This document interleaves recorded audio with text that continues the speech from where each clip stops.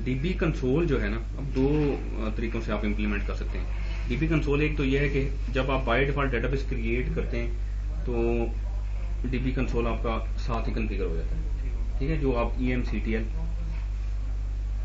की यूटिलिटी से उसको स्टार्ट या स्टॉप करते हैं, ठीक है। अच्छा, उस केस में क्या होता है कि आपकी एक मशीन है, उसके ऊपर आपका डेटाबेस है, उसी के ऊपर आपका लिसनर चल रहा है, उसी के ऊपर आपका इंटरप्राइज मैनेजर कंसोल चल रहा है, ठीक है। दूसरा ऑप्शन आपके पास ये है कि आपके पास ये एक सर्वर है, उस पर आपकी एक डेटाबेस चल रही है, उस पर आपका कोई इंस्टेंस चल रहा है, कोई लिसनर चल रहा है। अच्छा, इसका अपना EM भी हो सकता है, ठीक है। आप ये कर सकते हैं कि एक और मशीन लें, उसके ऊपर ग्रिड कंट्रोल इंस्टॉल करें।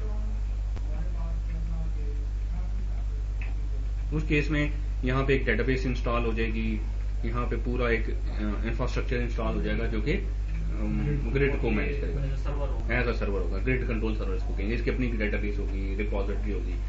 अब आपके पास बहुत सारी डेटाबेसेस हैं, बहुत सारे सिस्टम्स हैं जो आप इस ग्रिड कंट्रोल के थ्रू मैनेज करना चाहते हैं, सेंट्रल मैनेजमेंट टूल के थ्रू मैनेज करना चाहते हैं। आपके पास एजेंट्स होंगे, आप एजेंट इंस्टॉल करेंगे, इस मशीन पे एजेंट इंस्टॉल करेंगे।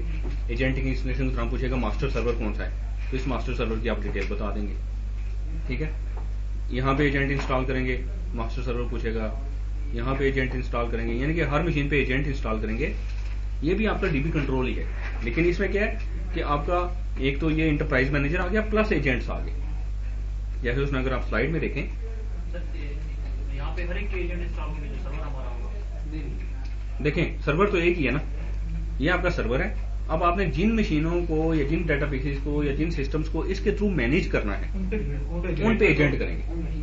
क्लाइंट एजेंट, क्लाइंट समझ लें, क्लाइंट्स के ऊपर एजेंट होगा। एजेंट का काम क्या है, इसकी सारी इन्फॉर्मेशन उठाना और इसको भेज देना। ये इसको भेजेगा, यहाँ पे इसकी रिपोजिटरी में जाकर इन्फॉर्मेशन सेव हो जाएगी, ये फिर आपको इन्फॉर्मेशन ग्राफिकली सारी दिखा देगी। सर इसके ऊपर भी कुछ कॉन्फ़िगरेशन करनी पड़ती है तमाम मशीन्स की। हाँ, इसके ऊपर उनको ऐड करके वो डिस्कवर करके टारगेट, हाँ हाँ डेफिनेटली वो वैसे तो ऑटोमेटिकली उठा लेते हैं, अदरवाइज आप डिस्कवर करके हर उसको लेट से बाय डिफॉल्ट डेटाबेस के नाम से वो उठाएगा, आप उसको कोई डिस्क्रिप्टिव नेम देंगे। डिस्कवर आप जब यहाँ पे करेंगे ना, तो जब एजेंट इन्फॉर्मेशन भेजना शुरू कर देगा वो डिस्कवर कर लेगा, हाँ वो लिसन कर क्या कौन नहीं, वो हर डेटाबेस का अपना इंटरप्राइज मैनेजर तो है ही है। हर डेटाबेस का लेट से अपना इंटरप्राइज मैनेजर, ग्रिड के केस में वो सेंट्रलाइज अलग से एक बनेगा, एक इंटरप्राइज मैनेजर होगा जिसमें सारी डेटाबेसेस आपको नजर आ रही होंगी। लिंक आप क्लिक करेंगे तो वो उस पर ले जाएगा आपको। इसमें तो दो सर्वर होंगे नहीं एक ही है, ग्रिड वाले के एक ही है ना, सर्वर एक ही होगा और क्लाइंट, हाँ बहुत सारे क्लाइंट्स हैं। सर एक तो हम किसी में क्लाइंट को सिलेक्ट किया है ऑनवर्ड फिर वही पेज होगा जो लोकल में उसी तरह वही चीज है। फायदा सिर्फ ये है कि सिर्फ आप एक सिंगल लोकेशन से बहुत सारी, अब जब आप ऑडिटिंग करते हैं तो आपने ऑडिटिंग इन्फॉर्मेशन हर डेटाबेस से निकालनी है, तो एक सेंट्रल लोकेशन है, वहीं से आप सारी इन्फॉर्मेशन निकाल देंगे।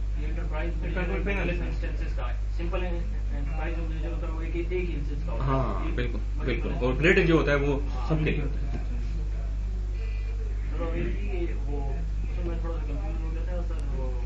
विंडोज ऑथेंटिकेशन आप कह रहे थे ना कि विंडोज में हमने कोई मतलब ऑपरेटिंग सिस्टम का जो यूजर क्रिएट करते हैं उसी के थ्रू अगर हम डेटाबेस में लॉगिन करने की कोशिश करते हैं और उसमें वो बाय डिफॉल्ट ऑन होता है, वो हम पासवर्ड नहीं पूछ रहा होता, लेकिन सिस जो है ये तो डेटाबेस का यूजर नहीं, मतलब इसमें पासवर्ड इसको पूछना नहीं चाहिए स्लैश के साथ। नहीं देखें, या वो उधर से पासवर्ड फाइल से डायरेक्ट उसको पढ़ लेता है। नहीं पासवर्ड फाइल से कंसल्ट ही नहीं करता ना, पासवर्ड फाइल हो या ना हो उससे फर्क ही नहीं पड़ेगा। और ऑथेंटिकेशन का मतलब ये है, देखें ड्यूरिंग इंस्टॉलेशन में वो आपसे पूछता है कि किस यूजर से आप इंस्टॉलेशन करेंगे। हमने जो ओरेकल यूजर बनाया था तो ओरेकल नाम सेलेक्ट कर लेते हैं, और फिर वो ग्रुप पूछता है, ये ग्रुप किस नाम से बनाया है, यूनियम DBA के नाम से बनाते हैं, ठीक है ना। आप ओरा DBA के नाम से बना लें, आप XYZ के नाम से बना लें, किसी नाम से बना लें। वो जो ग्रुप होता है ना, उस ग्रुप को हम डिक्लेयर करते हैं, वो पूछ रहा होता है कि आपका ओरा DBA ग्रुप कौन सा है। इंस्टॉलेशन के दौरान पूछता है ओरा DBA ग्रुप कौन सा है। अब उसमें हम सेलेक्ट करते हैं जी DBA, क्योंकि हमने ग्रुप बनाया होता है DBA के नाम से। आप जो मर्जी नाम बना लें, अपने नाम से बना लें, उसको ओरा DBA ग्रुप डिक्लेयर कर दें। अब ये ओरेकल के कोड के अंदर लिखा हुआ है कि जो यूजर ओरा DBA के ग्रुप का पार्ट होगा, ओरा DBA हमने हमारे केस में DBA ग्रुप है, जो इसका पार्ट होगा उसके लिए ओएस ऑथेंटिकेशन इनेबल होगी। जिसका वो ओएस पे अगर वो उस लोकल ओएस पे आ जाए, वो डेटाबेस में सिस यूजर के तौर पे लॉगिन होने के लिए उसको पासवर्ड नहीं देना पड़ेगा। ये डेटाबेस के अंदर एम्बेडेड है ये चीज, ठीक है। सर ये भी डिपेंड करता है कि जो डीबीए उसका मेन ग्रुप है या उसका सेकेंडरी ग्रुप है? नहीं, वो कोई भी, वो चाहे उसका प्राइमरी हो चाहे सेकेंडरी हो, he should be a part of that group. मतलब whether it is a primary group और it is a secondary group, it doesn't matter. Start करें, ये ऑथेंटिकेशन भी देखेंगे थोड़ी देर में इंशाल्लाह। तो अब लिसनर देखेंगे या लिसनर? नहीं, लिसनर तो पूरा एक चैप्टर है, अभी तो आया नहीं उस पर। अच्छा जी, डेटाबेस स्टार्टअप, इसमें कोई कंफ्यूजन तो नहीं है? कोई क्वेश्चन हो तो पूछ लें। क्लाइंट डेटाबेस का कनेक्ट होता है, तो उसके कनेक्ट होने के बाद अगर लिसनर डाउन हो जाता है तो उससे कोई फर्क नहीं पड़ेगा उससे। नहीं पड़ा, ये तो कनेक्शन एस्टैब्लिश हो गया। कनेक्शन इस्टेब्लिश करना लिसनर का काम है, उसके बाद लिसनर इन्वॉल्व नहीं होता। वो लिसनर के वाले चैप्टर पे ही हम उसको ज्यादा डिटेल से डिस्कस करेंगे, ठीक है। मैनेजर और हम चलाएंगे वो सीक्वल जो हाँ बिल्कुल, शुरू से आएंगे, क्यों नहीं चलाएंगे। क्योंकि आज मैं कर रहा था बहुत मतलब इशू आया, वो पोर्ट का इशू दे रहा है, पोर्ट ऑलरेडी चल रही है, मतलब यूटिलाइज है। तो मैं दूसरी पोर्ट मतलब वो हर एक पोर्ट में कह रहा है, मतलब हर एक 1521 डिफॉल्ट होती है, 1522 दिया, वो भी कह रहे चल रही। मैंने कहा आप इसका क्या करें? वो डिस्कस करते हैं बेसिकली, जब वो लिसनर पे आएंगे ना तो उस वक्त, क्योंकि वो अदरवाइज हम ठीक है, हाँ ठीक है, ये बिल्कुल एक चैप्टर है पूरा। हम क्लाइंट साइड, उस केस में मेरे सारी हमारी मशीन नेटवर्क पे होंगी। आप लोग आज हम जो है ना, आज से हमारा ये प्रैक्टिकल चीजें स्टार्ट हो जाएंगी। यानी अभी तक थ्योरी जितनी करनी थी हमने, वो जो चीजें मैंने समझानी थी वो समझा दी हैं। अब आपने यही चीजें एक्सप्लोर करनी है, साथ साथ परफॉर्म करनी है चीजें, ठीक है। आज से इंशाल्लाह अभी आपका स्टार्ट हो जाएगा, तो मेक श्योर कि आपके सिस्टम तो ऑन है और आप लॉग इन है, ठीक है। ओके, स्टार्टअप में सबसे पहले डेटाबेस नो माउंट स्टेज पे जाती है। नो माउंट मीन्स के इंस्टेंस डेटाबेस का अवेलेबल होता है, ठीक है। और नो माउंट स्टेज पे जाने के लिए कौन सी फाइल रीड होती है? पी फाइल या एसपी फाइल, ठीक है, पैरामीटर फाइल। और देन नो माउंट से माउंट स्टेज पे जाने के लिए डेटाबेस कंट्रोल फाइल को रीड करता है। कंट्रोल फाइल की इन्फॉर्मेशन ऑलरेडी पी फाइल के अंदर है। और माउंट से ओपन स्टेज पे जाने के लिए सारी डेटा फाइल्स और readable files read write mode में ओपन की जाती है, ठीक है जी। इसमें कोई इश्यूज नहीं है आपको, आई होप। अच्छा, स्टार्टअप कैसे करते हैं जी? स्टार्टअप सिंपली कमांड दें, स्टार्टअप नो माउंट दें, alter database mount, alter database open. दो तरीकों से स्टार्टअप कर सकते हैं, तीन तरीकों से बल्कि स्टार्ट कर सकते हैं डेटाबेस। एसक्यूएल क्लास की यूटिलिटी के थ्रू, डीबी कंसोल के थ्रू, या इंटरप्राइज मैनेजर कंसोल जो आप जिसको आप कह रहे हैं, उसके थ्रू स्टार्टअप किया जा सकता है डेटाबेस। हाँ जी, ये बात कल कही जैसे कि उसके लिए डेटाबेस अप होनी चाहिए। हाँ, डेटाबेस को मैनेज करने के लिए आप होनी चाहिए। इंटरप्राइज मैनेजर के थ्रू आप डेटाबेस स्टार्टअप भी कर सकते हैं, जरूरी नहीं है कि हाँ वो चल पड़ेगा उसके थ्रू, लेकिन वो सारी फंक्शनलिटी उसकी अवेलेबल नहीं होगी। सिर्फ आप उसको जो अवेलेबल होगी वो सिर्फ इन मेमोरी एक्सेस अवेलेबल होगी जो इंस्टेंस में से आप कर सकते हैं। और दूसरा डेटाबेस को शट डाउन स्टार्टअप करने के ऑप्शन अवेलेबल होगा, उसके अलावा कुछ भी अवेलेबल नहीं होगा। सर जब ये डाउन होगी तो ये जो डीबी कंसोल है उसके थ्रू उसकी ऑथेंटिकेशन कैसे होगी? देखें, ऑथेंटिकेशन तो जो आप वो पासवर्ड हमेशा पासवर्ड फाइल, डीबी कंसोल हमेशा पासवर्ड फाइल को यूज करेगा जब नहीं, ये ओएस ऑथेंटिकेशन नहीं सिस्टम का यूजर होता है, उसका पासवर्ड नहीं, वो डेटाबेस के अंदर से होगा, इसलिए सिस्टम यूजर फर्स्ट लॉगिन नहीं हो सकेगा, ठीक है। सिर्फ यूजर कर सकेगा और वो सिर्फ डेटाबेस स्टार्टअप कर सकेगा या इन मेमोरी एक्सेस कुछ कर सकेगा, इसके अलावा कुछ नहीं कर सकता, ठीक है। ये चीज भी जी बिल्कुल करेंगे हम, ये मल्टीपल टाइम करेंगे। और एक आपके पास यूटिलिटी है सर्वर कंट्रोल यूटिलिटी SRVCTL, लेकिन ये उस वक्त होगी जब आपने ग्रिड इंफ्रास्ट्रक्चर, एक तो ग्रिड कंट्रोल अभी हमने डिस्कस किया ना, ये ग्रिड इंफ्रास्ट्रक्चर को उसके साथ कंफ्यूज नहीं करना। Grid infrastructure is something else, वो 11 रिलीज टू ऑनवर्ड ओरेकल ने इंट्रोड्यूस कराया है, ठीक है। ये SRVCTL की जो यूटिलिटी है यूजली क्लस्टर में यूज होती है, रैक के केस में। आपने रैक इंस्टेंसेस को एक ही यूटिलिटी के थ्रू मल्टीपल इंस्टेंसेस को अप करना है, डाउन करना है, लिसनर्स को अप डाउन करना है, सर्विसेज को अप डाउन करना है, तो SRVCTL की यूटिलिटी यूज होती है। लेकिन 11G रिलीज टू ऑनवर्ड अगर आपने ग्रेट इंफ्रास्ट्रक्चर इंस्टॉल किया हो तो आप SRVCTL के थ्रू एक सिंगल इंस्टेंस डेटाबेस को भी शट डाउन स्टार्टअप कर सकते हैं, ठीक है। ये भी देखेंगे हम, ये मेरे ख्याल में भी हम कल इंशाल्लाह या नेक्स्ट क्लास में हम इसको इंस्टॉल कर रहे होंगे। -D मीन्स के डेटाबेस और -O में आपको स्टेज बताते हैं किस स्टेज पे लेके जाके रोके उसको, ठीक है। और इंस्टेंसेस अगर हमने कुछ खास स्पेशल हाँ, वो इंस्टेंस का एक पैरामीटर है, इंस्टेंस और आगे इंस्टेंस का नाम दे दें, वो देखेंगे इसको डिटेल में। रैक के केस में तो डेफिनेटली हम इसको अलग से देखेंगे, लेकिन सिंगल इंस्टेंस के केस में इसको देखेंगे, ठीक है जी। 3 यूटिलिटीज हैं आपके पास, SQL class, server control utility और EM कंसोल या DB कंसोल या DB कंट्रोल जिसको आप कहते हैं, ठीक है। उसके थ्रू आप डेटाबेस को शटडाउन स्टार्टअप कर सकते हैं। अच्छा जी, अपने मशीन पे लॉगिन हो जाएं और sys SSDBA से कनेक्ट हो जाएं SQL प्लस में। अगर डेटाबेस ऑलरेडी चल रही है तो उसको शटडाउन कर दें और फिर आप उसको स्टार्टअप करें, फिर दोबारा शटडाउन करें, फिर स्टार्टअप नो माउंट करें, अल्टर डेटाबेस माउंट करें, अल्टर डेटाबेस ओपन करें, या डिफरेंट स्टेजेस में उनको लेके जाके देखें ताकि आपको पता चले इसको। मैं भी करता हूँ, आप भी करें जरा इसको।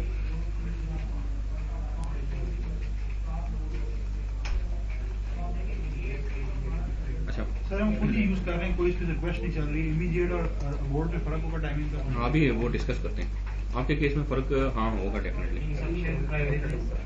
ये तो HR शुरू हो HR से HR ने सिस से आपने /SSDBA SSDBA करना है आपको। अच्छा, मेरे केस में डेटाबेस ऑलरेडी स्टार्टेड है, मैं इसको शट डाउन अबॉर्ट करता हूँ फॉर द टाइमिंग। अब अगर मैंने डेटाबेस स्टार्टअप करनी है तो सिंपली स्टार्टअप, तो वो ओपन स्टेज पे जाके रखेगा अगर कोई दरमियान में कोई इशू नहीं आता। मैं इसको करता हूँ स्टार्टअप नो माउंट।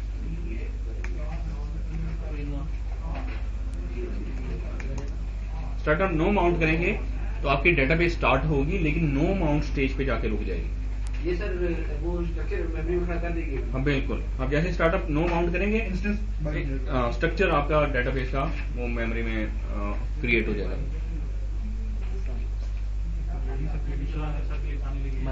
एक्टिविटी करनी है। क्या कहा, स्टार्टअप नो माउंट किया उसने, इतनी मेमोरी एलोकेट की उसने SGA के लिए, उसमें से फिर ये डिवीजन की है उसने डिफरेंट कंपोनेंट्स के अंदर नीचे टोटल ऊपर के बराबर ही होगा सर ऑलमोस्ट, ठीक है। ये 600 MB उसने किया तो ये 600 MB तकरीबन बनता है। फिक्स साइज ये चेंज नहीं हो सकता, नहीं, ये fix size is something else.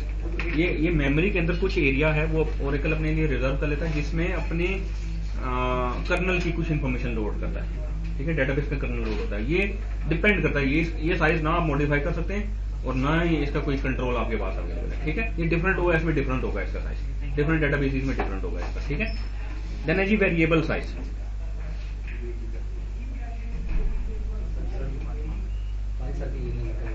अच्छा जी, variable size. Variable size means के आपके जितने भी पूल हैं, shared pool, Java pool, large pool, उनका सम ऑफ साइज ये वेरिएबल साइज में आएगा, ठीक है। देन डेटाबेस बफर्स, आपकी जो DB कैशिए है उसका साइज, ठीक है। डेटाबेस बफर कैशिए या कैशिए भी जिसको आप कहते हैं, जिसके अंदर वो डेटा ब्लॉक्स रीड करके लाते हैं। बिल्कुल वही। और रीडू बफर्स, आपके रीडू बफर का साइज, वो आपको ये सारा बाइट्स में आपको ये इन्फॉर्मेशन बताएगा, ठीक है जी। वंस आपने डेटाबेस को कर लिया स्टार्टअप नो माउंट, आपकी डेटाबेस का इंस्टेंस एक्सेसिबल हो गया, ठीक है। अच्छा, हमने पढ़ा था जी, लगे हाथों हम वो देख लेते हैं, व्यूज को भी देख लेते हैं। अच्छा, हमने डेटा डिक्शनरी को देखा था। डेटा डिक्शनरी क्या होती है? Meta data, data about data या डेटा अबाउट डेटा बेस, ठीक है जी। अच्छा, डेटा डिक्शनरी को थोड़ा डिस्कस करते हैं क्योंकि यहाँ पे उसकी जरूरत है हमें।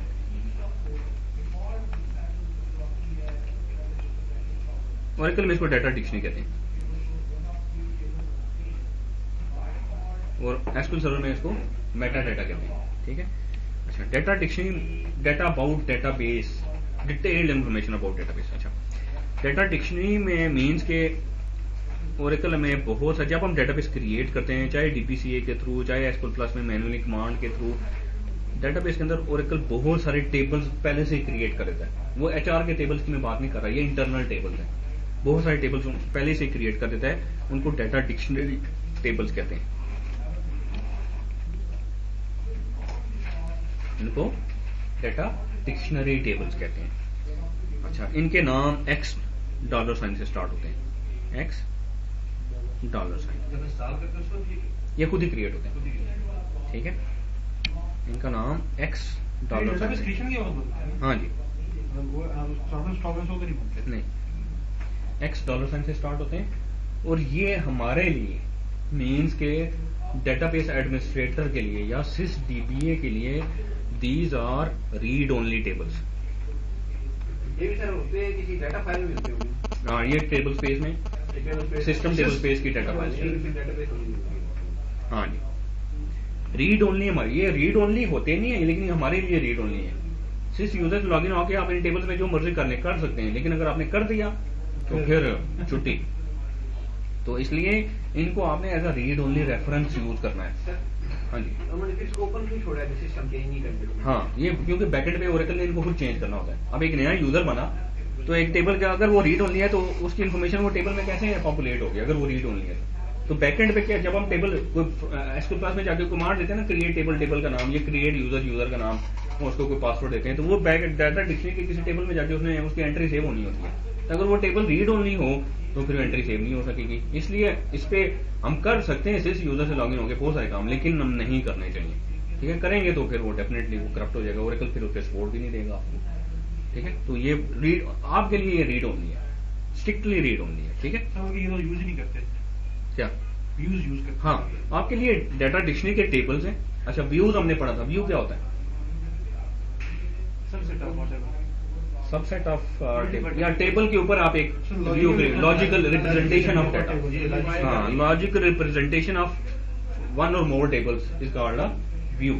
ओरेकल ने क्या किया हुआ एक्चुअली कि इंस्टेड के आपको ये बेस टेबल्स की डायरेक्ट एक्सेस दे या इनके नाम आपको एक्सपोज करे। बड़े कम्प्लेक्स नाम है इनके, आपको नहीं पता चलेगा। DBA अंडरस्कोर यूजर्स का एक व्यू है, उसके बैकएंड के ऊपर कौन से टेबल्स हैं, बेस टेबल्स कौन से, आपको नहीं पता चलेगा, एक्सपोज नहीं है वो हमारे लिए। ठीक है, इसलिए हमें इनकरेज भी नहीं किया जाता उनको करें। उनके ऊपर ओरेकल ने आपको बहुत सारे व्यूज बना के दिए हुए। ठीक है, बहुत सारे व्यूज बना के दिए। These views are called data dictionary views. आपका बहुत वास्ता रहेगा अब इनसे, data dictionary views. So views are the source of information for our database administrator।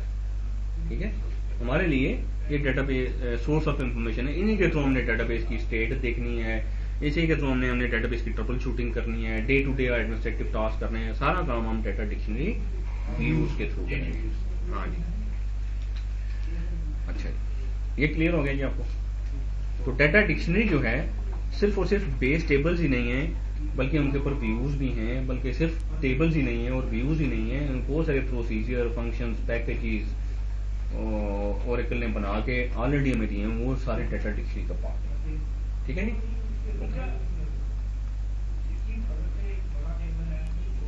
अब डाटा डिक्शनरी के ऊपर जो व्यूज हैं उनको डिस्कस करते हैं। व्यूज हमें ओरेकल ने दिए हुए। अच्छा, व्यूज की कैटेगरीज हैं तीन तरीकों से, दो तरह के व्यूज हैं। एक है स्टैटिक व्यूज,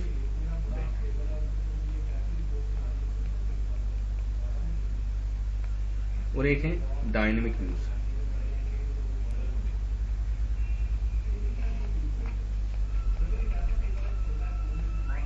ठीक है, पहले हम स्टैटिक व्यूज की तरफ आ रहे हैं।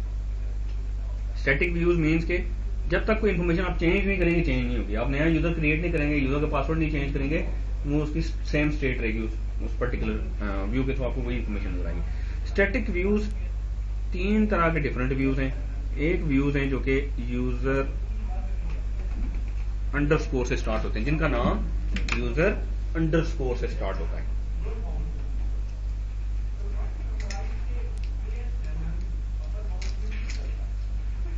जिनका नाम यूजर अंडरस्कोर से स्टार्ट होता है। कुछ व्यूज हैं जिनका नाम ऑल अंडरस्कोर से स्टार्ट होता है। कुछ व्यूज हैं जिनका नाम DBA अंडरस्कोर से स्टार्ट होता है। ठीक है जी, जैसे यूजर अंडरस्कोर टेबल्स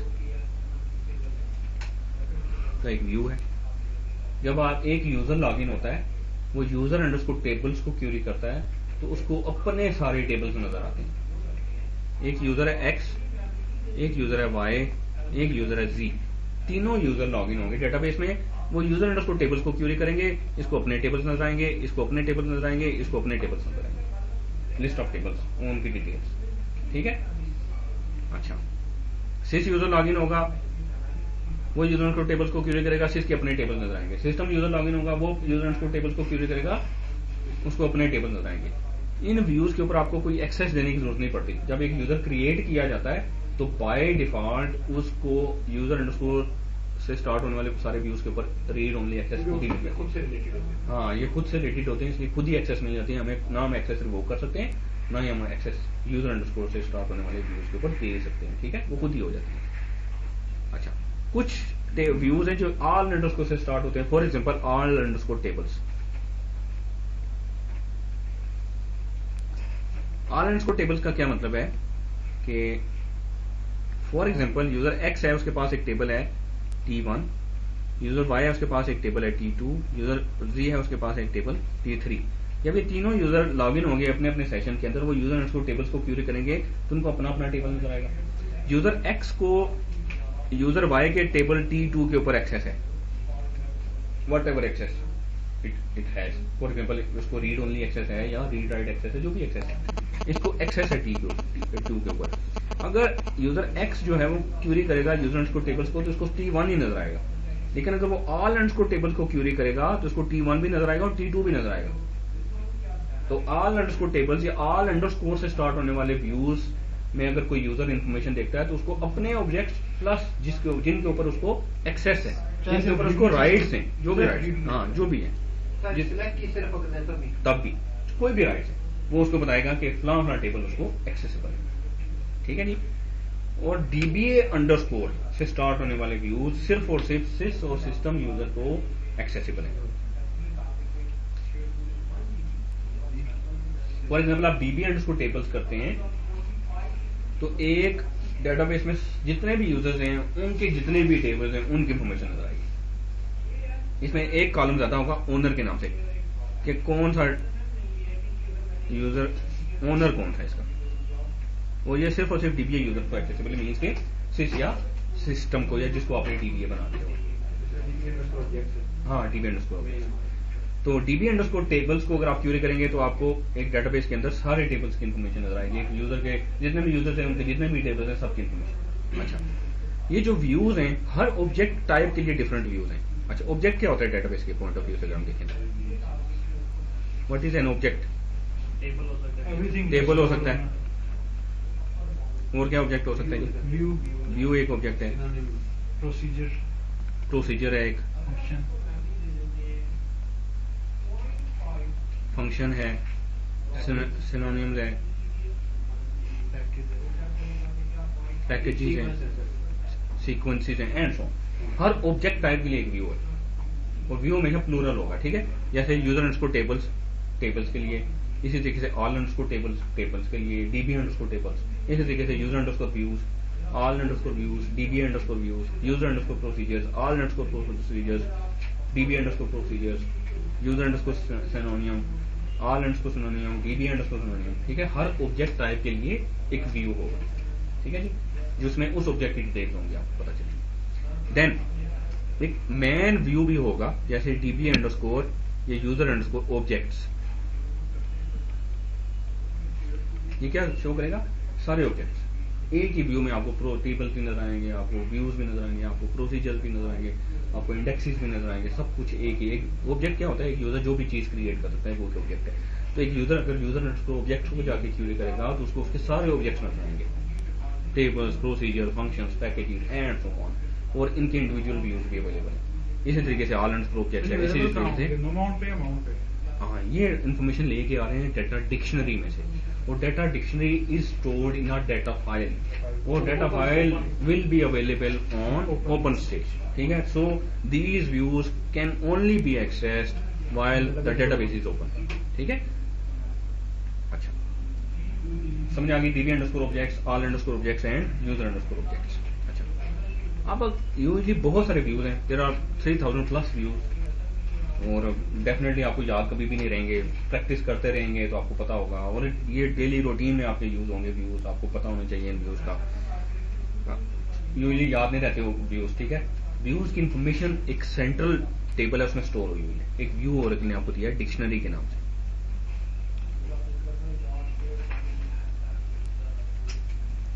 डिक्शनरी के नाम से एक व्यू है, इसका सिनोनियम है डिक्ट के नाम से, ठीक है। एक डिक्शनरी के नाम से व्यू है, उसका सिनोनियम है, पब्लिक सिनोनियम है डिक्ट के नाम से। उसमें सारे डेटा डिक्शनरी व्यूज की डिटेल्स है, नाम और उनकी डिस्क्रिप्शन से। तब अगर आपको किसी व्यू का नाम नहीं याद रहता, आपको चाहिए कि ऐसे व्यूज जिनमें किसी भी अगर टेबल आता है, तो आप डिक्शनरी में जाके क्यूरी कर लें उसको, आपको सारे व्यूज दिखा देगा, उनकी डिस्क्रिप्शन भी दिखा देगा। ठीक है जी। अगर डेटाबेस के स्टार्टअप पे आए, आपने किया हुआ था डेटाबेस स्टार्टअप को नो माउंट किया था, ठीक है, आप करें अल्टर डेटाबेस माउंट,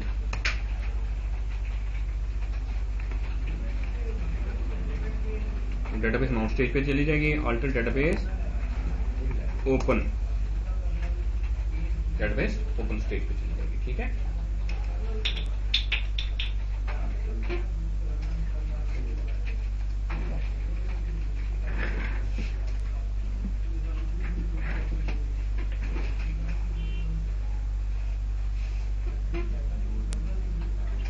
सर ये बैकवर्ड क्यों नहीं होता?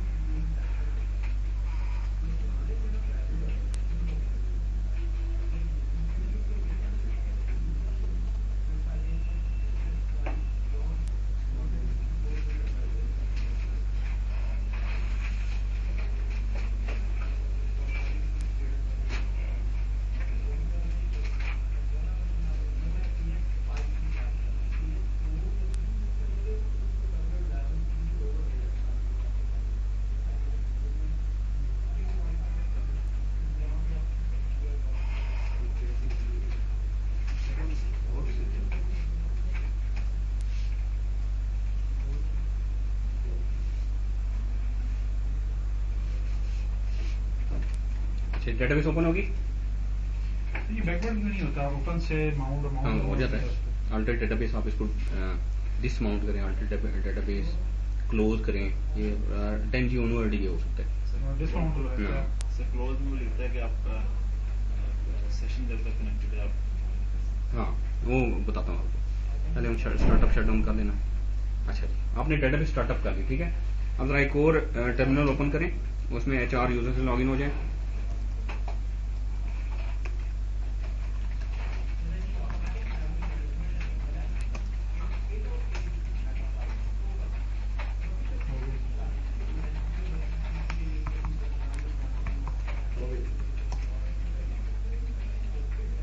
इसमें इसने वो किया ही नहीं मेरा।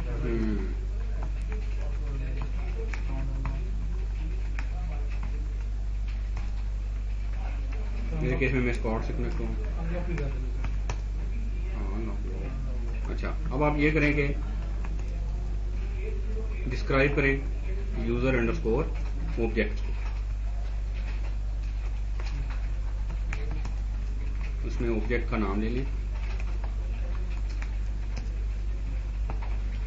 ऑब्जेक्ट अंडरस्कोर टाइप ले लें, from user underscore objects. Object का नाम और ऑब्जेक्ट की टाइप ले लें।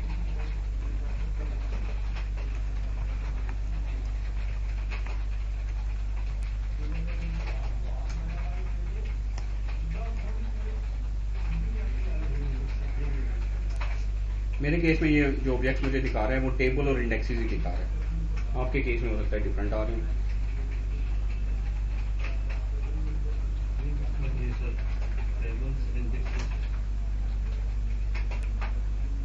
ठीक है ना, व्यूज में होंगे, सीक्वेंस भी होगा, हो सकता है सिनोनियम भी हो, ट्रिगर भी हो, पैकेज भी हो गई। ठीक है, इसी तरीके से आप करें, दूसरे सेशन में जाएं जिसमें आप सिस या सिस्टम से कनेक्टेड है, वहां पे डिस्क्राइब करें DBA अंडरस्कोर ऑब्जेक्ट्स, उसमें आप ले लें ओनर,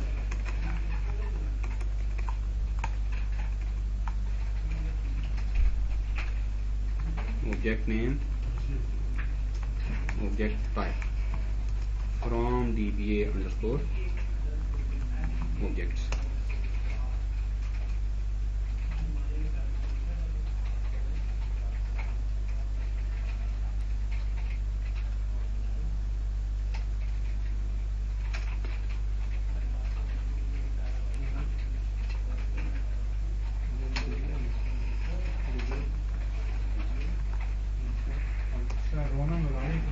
नहीं काम किया।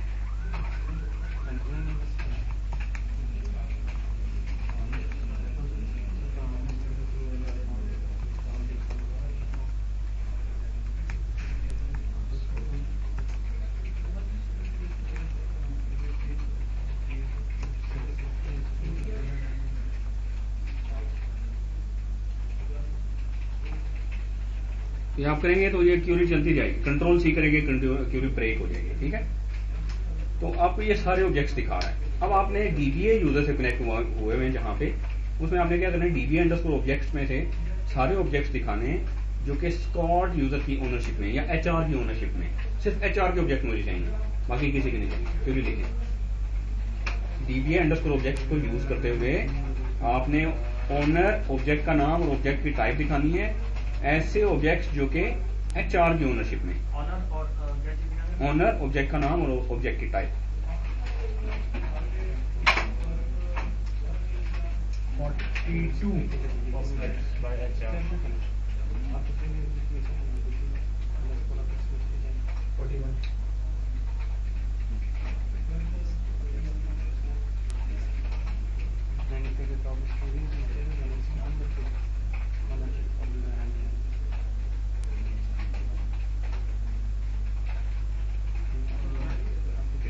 यहाँ पे ऑनर कौन है सर?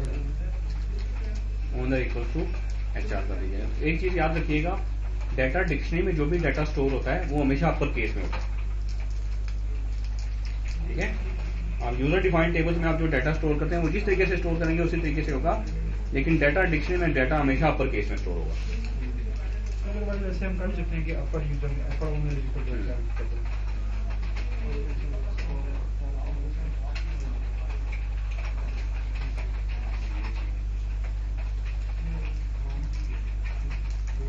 आप लाइन सेट्स क्या रखा है? सेट लाइंस 200 करते हैं और अब इसके बाद आप कॉल करें, call object underscore name format COL object underscore name format A30 कर लें। A एंटर सिंपल आपने इस तरीके से करना है, ये देखें इधर कॉल सर मैंने COL कॉलम या कॉल। अगर आपकी कॉलम की विड्थ सही नहीं आ रही ना, तो फिर किसी कैरेक्टर कॉलम की विड्थ सेट करने के लिए कॉलम की कमांड है, इसको कॉल भी लिखा जा सकता है सिंपली, ठीक है। कॉल आगे कॉलम का नाम, जैसे मेरे केस में कॉलम का नाम है ओनर। अब इसकी विड्थ मुझे बहुत ज्यादा ये नजर आ रही है, उसकी वजह से हो सकता है डाटा आपको क्लटर्ड नजर आ रहा हो। अब कॉल आगे कॉलम का नाम दें और फॉर्मेट का कीवर्ड दें, और कैरेक्टर कॉलम है तो A और उसकी जितनी विड्थ आप देखना चाहते हैं, लेट्स से मैं इसकी विड्थ देखना चाहता हूँ A12 कर देता हूँ। तो अब आप क्यों लिख के एंटर करेंगे, उसकी विड्थ आपको कम दिखाएगा। अब देखें वो विड्थ कम दिखाएगा, और ज्यादा होगा तो वो नेक्स्ट लाइन पे ले जाएगा। तो इसलिए आपने जी कॉल कॉलम का नाम, जैसे मेरे केस में लेट्स से ऑब्जेक्ट एंड उसको नेम का कॉलम है, फॉर्मेट का कीवर्ड A और उसके बाद जितनी विड्थ आप उसकी देखना चाहते हैं, लेट्स से मैं A10 कर देता हूँ। A10 किया तो देखिए विड्थ कम होगी, वो मल्टीपल लाइन पे ले गया, ठीक है। मैं इसको करता हूँ call JECT object underscore name format A20 कर देता हूँ। अब देखें अब भी जो ना वो है, मैं इसको करता हूँ call object underscore name format A30 कर देता हूँ। एक ऑब्जेक्ट का नाम मैक्सिमम 30 कैरेक्टर हो सकता है, इसलिए आप मुझे सही नजर आएंगे।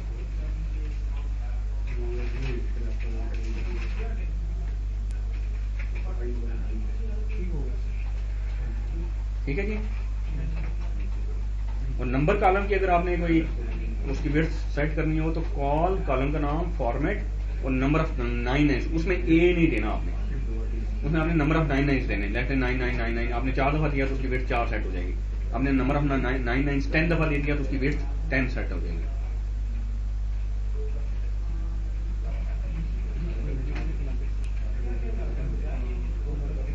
अच्छा जी, आपने ये व्यूज क्यूरी करके देख लिए, व्यूज में कोई इशू तो नहीं है आपको?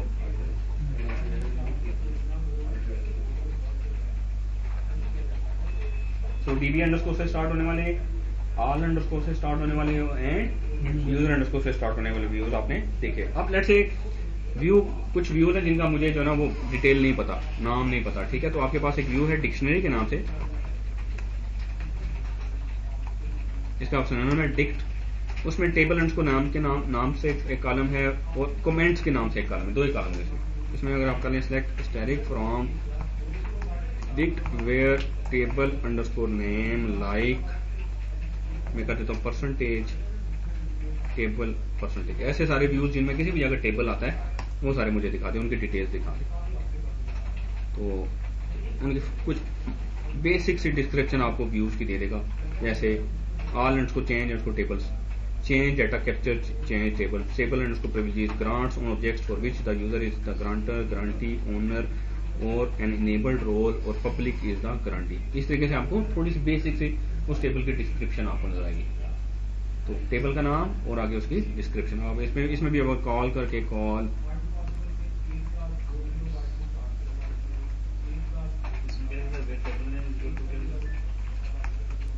वेरिएबल नेम इक्वल्स टू करते हैं, वेरिएबल नेम लाइक करते हैं ना, या कोई भी आपको किसी व्यू का नाम आपको ना याद हो ना डाटा डिक्शनरी में, क्योंकि बहुत सारे व्यूज हैं, तो डिक्ट में जाके आप टेबल अंडरस्कोर नेम के ऊपर वो सर्च लगा के आप वो व्यू का नाम सर्च कर सकते हैं। अच्छा, आप लोग ऐसा करें तो मुझे सिर्फ आपने नाम दिखाने हैं, कमेंट्स मुझे नहीं चाहिए। आपने क्या करना है, डिक्ट के टेबल में से या डिक्शनरी में से आपने टेबल अंडरस्कोर नेम सेलेक्ट करना है, जहां पे टेबल नेम किस टेबल में किसी जगह इंडेक्स आता है,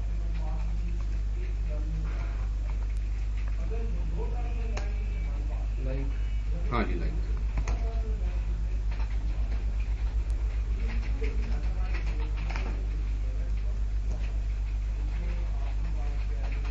तो 25 मेरे पास उसमें व्यूज रिटर्न किए हैं जिसमें किसी भी जगह इंडेक्स आता है। तो इस तरीके से आप सर्च कर सकते हैं 25 डाटा डिक्शनरी व्यूज के नाम, अगर आपको नाम कोई याद हो। ठीक है जी, कमेंट्स में वैसे भी हम हाँ कमेंट्स में भी कुछ ना कुछ आपको मिल जाएगा, इसलिए अगर आप देखना चाहें तो इस तरीके से देख सकते हैं। और इसी तरीके से एक व्यू है, जैसे कि है डिक्ट के नाम से, एक डिक्ट अंडरस्कोर कॉलम्स के नाम से, डिक्शनरी अंडरस्कोर कॉलम्स के नाम से।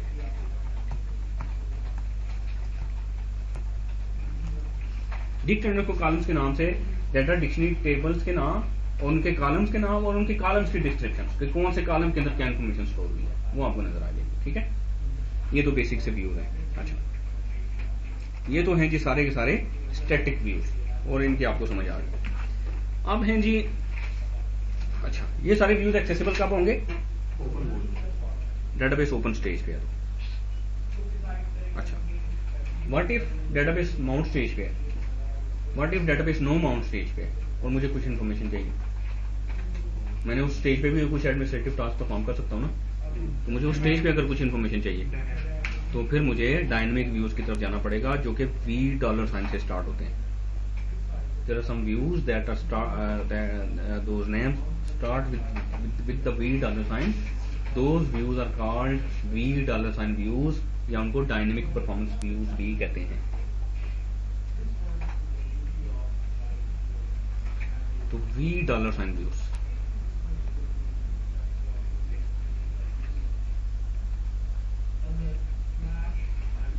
$V वाले व्यूज इंफॉर्मेशन जो लेके आते हैं वो लेके आते हैं दो जगहों से, दो तरह के व्यूज हैं। कुछ व्यूज हैं जो कि इंफॉर्मेशन लेके आते हैं कंट्रोल फाइल में से, और कुछ व्यूज हैं जो कि इंफॉर्मेशन लेके आते हैं इंस्टेंस में से, SGA में से। और ये हर वक्त बैकग्राउंड पे है, क्योंकि जैसे इंफॉर्मेशन कोई बैकग्राउंड पे चेंज होती है, व्यू में भी खुद ही चेंज हो जाती है। ठीक है, तो इसलिए डायनेमिक व्यूज कहते हैं। तो इसलिए ये उस वक्त भी एक्सेसिबल होते हैं जब आपकी डेटाबेस नो माउंट स्टेज पे हो या माउंट स्टेज पे हो।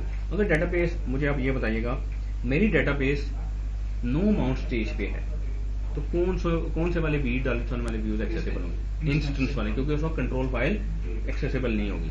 और जब मेरी डेटाबेस माउंट स्टेज पे है तो कौन से व्यूज एक्सेसिबल होंगे, दोनों होंगे। और मेरी डेटाबेस ओपन स्टेज पे है तो कौन से व्यूज एक्सेसिबल होंगे, सारे, ये $V वाले भी और डाटा डिक्शनरी व्यूज भी। उनको डाटा डिक्शनरी व्यूज कहा जाता है, ये भी डाटा डिक्शनरी व्यूज, लेकिन उनको डाटा डिक्शनरी व्यूज कहा जाता है और ये $V व्यूज कहलाते हैं। इनकी डेफिनेशन मेमोरी के अंदर लोडेड होती है, उनकी डेफिनेशन डेटाबेस के अंदर डाटा डिक्शनरी में स्टोर होगी, टेबल स्पेस के अंदर, डाटा फाइल के अंदर। क्लियर? इनकी डेफिनेशन वहां होगी नहीं हमारी डेटाबेस, नहीं, मतलब वो होगी, लेकिन वो आपकी जो इनकी जो इन्फॉर्मेशन है वो कर्नल के अंदर लोगी है, क्योंकि ये देखें वो डाटा फाइल तो उस वक्त एक्सेसिबल ही नहीं है ना, तो उस वक्त तो फिर वो अगर वो इन्फॉर्मेशन वहां पे है भी तो वो एक्सेसिबल नहीं है। ठीक है, ओके जी। बहुत सारे व्यूज हैं, जैसे $, इंस्टेंस है। इंस्टेंस की डिटेल बताता है, इंस्टेंस का नाम क्या है, इंस्टेंस किस स्टेज पे है और कब से स्टार्टेड है एंड सो ऑन। इसी तरीके से $, डेटाबेस है, $, वर्जन है, डेटाबेस के वर्जन की डिटेल बताता है। $, हाँ, $, कंट्रोल फाइल है, कंट्रोल फाइल रिलेटेड इंफॉर्मेशन आपको दिखाता है। $, डाटा फाइल है, डाटा फाइल्स के नाम और लोकेशंस। $, टेबल स्पेस है, टेबल स्पेसिस के नाम और उनकी डिटेल्स। ठीक है, तो ये सारे व्यूज हैं जो कि आप माउंट नो माउंट स्टेज के ऊपर एक्सेस कर सकते हैं। ठीक है, हर चैप्टर के अंदर आगे जाके हमने इन व्यूज के साथ ही सारा कुछ करना है, तो इसलिए आप इनको खोल के भी हैं, ये आपको बहुत ज्यादा क्लियर होगा। हाँ, बहुत सारे, अभी तो कुछ नाम लिए ना मैंने, अभी ये there are number of views, क्योंकि आगे चलेंगे तो हर चैप्टर में यूज होंगे। ठीक है जी, बेसिक यहाँ पे इस चैप्टर का या भी यहाँ पे बताने का पर्पज है कि आपको कंसेप्ट समझ आ जाए कि there are some views, there is a data dictionary, there are some views, कुछ डायनेमिक व्यूज हैं, कुछ स्टैटिक व्यूज हैं, डिफरेंट तरह के व्यूज किस तरीके से आपने एक्सेस करने हैं। और ये जो $, वाले जितने व्यूज हैं उनके लिए एक सेंट्रल टेबल है, $, फिक्स्ड अंडरस्कोर टेबल्स के नाम से, टेबल के नाम से $, फिक्स्ड अंडरस्कोर टेबल के नाम से एक व्यू है जिसमें सारे डाटा डायनेमिक व्यूज के नाम और डिटेल्स पड़े हैं। जैसे डिक्शनरी के नाम से है, उसमें आपके सारे डाटा डिक्शनरी व्यूज की डिटेल्स हैं। $, फिक्स्ड अंडरस्कोर टेबल के नाम से उसमें सारे आपके डिक्शनरी $, टेबल्स की डिटेल्स पड़ती हैं। तो उसमें सिर्फ अब ये ऑब्जेक्ट आईडी, टाइप और टेबल नंबर रहता है। हाँ जी, ओके जी, समझ आ गया आपको? व्यूज हमने देख लिया, थोड़ा सा आपने क्यूरी भी करके देख लिया उनको।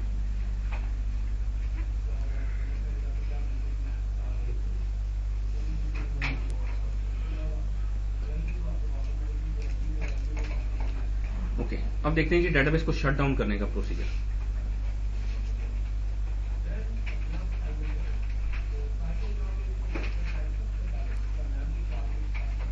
डेटाबेस शट डाउन कौन कर सकता है?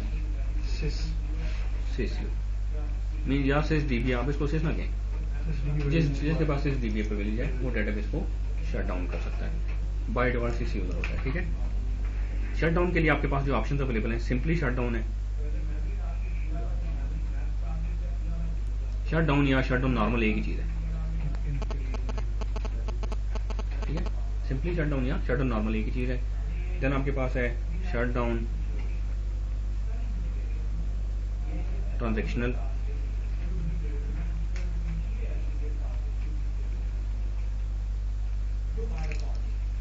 देन है आपके पास शट डाउन इमीडिएट,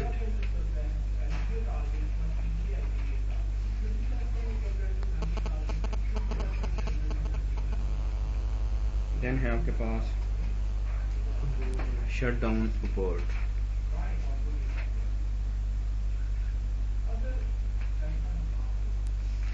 देन आपके पास एक और ऑप्शन भी अवेलेबल है,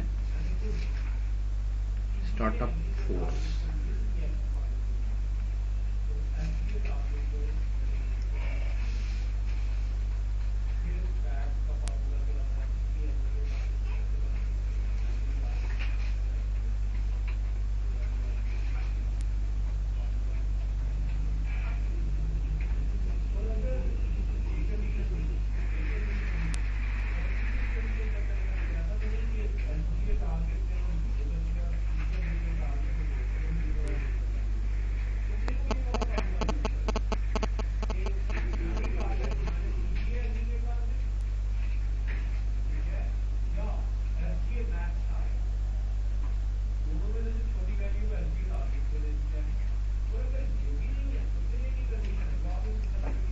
shut down normal, simply shut down लिख के एंटर कर दें, शट डाउन नॉर्मल लिख के एंटर कर दें, एक ही चीज है।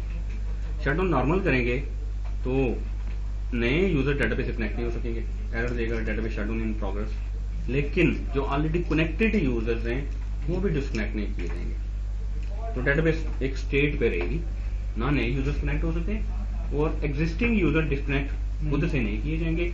जब तक सारे यूजर खुद डिस्कनेक्ट ना हो जाए उस वक्त तक डेटाबेस डाउन नहीं होगी।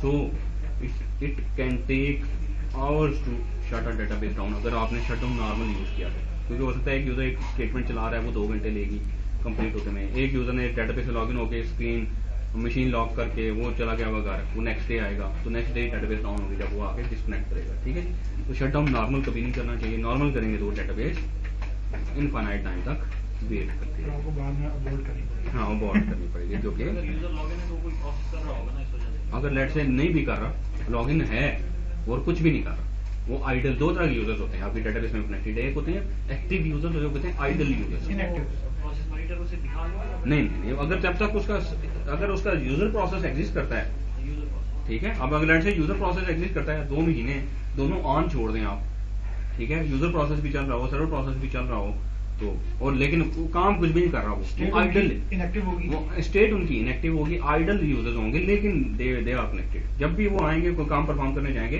वो परफॉर्म कर सकेंगे, दोबारा कनेक्ट नहीं करना पड़ेगा उनको। लेकिन आप ये परफॉर्मेंस का एक बहुत बड़ा इम्पैक्ट है अगर आपके यूजर्स बहुत सारे कनेक्टेड हैं लेकिन आइडल बैठे हुए हैं। तो ऐसे केसेस में आप क्या कर सकते हैं, आइडल टाइम आउट लगा सकते हैं। बाय डिफॉल्ट नहीं लगा होता। आइडल टाइम आउट का मतलब है कि यूजर 15 मिनट तक आइडल रहे तो फोर्सफुली डिस्कनेक्ट कर दिया जाए। बाय डिफॉल्ट ये नहीं होता, ठीक है, आपको लगाना पड़ता है।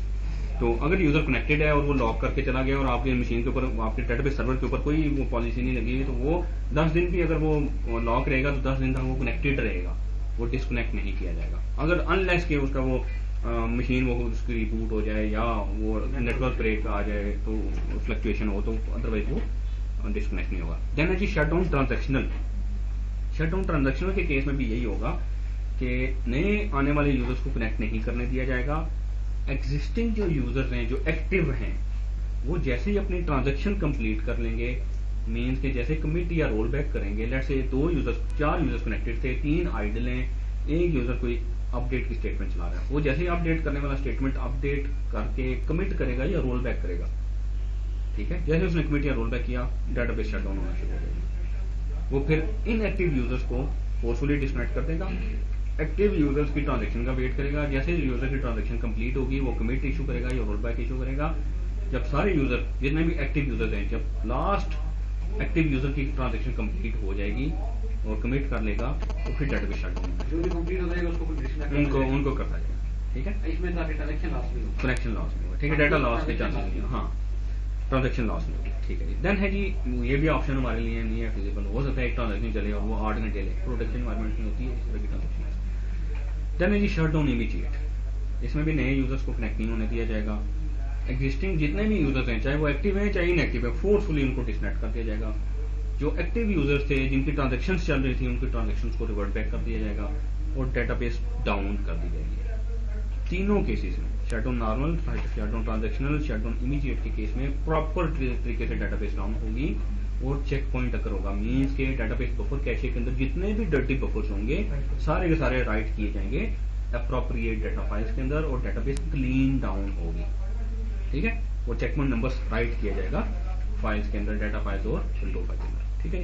देन शट डाउन अबर्ट जो कि नहीं यूज करना चाहिए नॉर्मली। शट डाउन अबर्ट के केस में क्या होगा, अगर आपका शट डाउन किसी वजह से हैंग कर गया तो आप शट डाउन अबर्ट कर सकते हैं। उस केस में वो फोर्सफुली सब कुछ फौरन से डाउन कर देगा, वो रोल बैक रोल फॉरवर्ड कुछ भी नहीं करेगा। वो डर्टी बफर्स जो बफर कैशे के अंदर पड़े हुए जो भी डाटा फाइल्स में राइट नहीं हुए वो राइट नहीं करेगा, डेटाबेस चेक पॉइंट अकर नहीं होगा, ठीक है, ये क्लीन डेटाबेस डाउन नहीं होगी, डर्टी डेटाबेस डाउन होगी।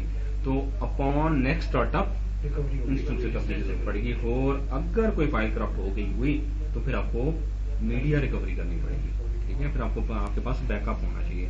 तो शट डाउन अबर्ट नॉर्मली यूज नहीं करना चाहिए। अगर आपने किया तो मतलब समटाइम्स चांसेस होते हैं कि हो सकता है कंट्रोल फाइल करप्ट हो जाए, हो सकता है डाटा फाइल्स करप्ट हो जाए, कोई एक चीज करप्ट होगी तो आपकी डेटाबेस की, ठीक है। सर ये शटडाउन इमीडिएट है, बाद में ये भी खड़ा हो जाता है कि हाँ, वो इसलिए खड़ा हो जाता है कि शटडाउन इमीडिएट के केस में वो बहुत सारे काम कर रहा होता है। एक तो ट्रांजैक्शन जितनी भी चल रही हैं उनको रिवॉर्ड बैक करना है उसने, दूसरा ये करना है कि जितने भी टेम्पररी सेगमेंट्स बने जहाँ पे शॉर्टिंग हुई है उनको ड्रॉप करना है, तो बहुत टाइम लग जाता है उस केस में। रिपोर्ट ही करना। हाँ, फिर आपको अबॉर्ट करना पड़ता है। देन स्टार्टअप फोर्स एक ऑप्शन है। स्टार्टअप फोर्स क्या करता है, पहले शटडाउन अबॉर्ट करता है और फिर दोबारा से डेटाबेस को स्टार्टअप कर देता है। तो startup force is same like shutdown abort. एक शटडाउन अबॉर्ट के केस में वो सिंपली शटडाउन करता है, स्टार्टअप फोर्स के केस में वो शटडाउन अबॉर्ट करने के बाद दोबारा से डेटाबेस को स्टार्ट उसमें भी करता चांस होता है। है, उसमें भी चांस होता है। और दूसरा सर वो ऑटो रिकवरी चलाता है क्या? क्योंकि हाँ, खुद रिकवरी तो इंस्टेंट रिकवरी तो खुद ही होती है ना, लेकिन अगर कोई फाइल करप्ट हो जाए तो फिर वो खुद से नहीं होती, फिर आपको खुद करनी पड़ती है। सर ये चलो, स्टार्टअप मीडिया- फोर्स किस केस में यूज होता है? रियल टाइम नहीं देखिए, रियल टाइम में नॉर्मली प्रोडक्शन पे नहीं यूज होगा, ठीक है। टेस्ट पे करना। हाँ, टेस्ट पे नॉर्मली क्या करते हैं, आपने डेटाबेस को रिसाइकल करना है बस।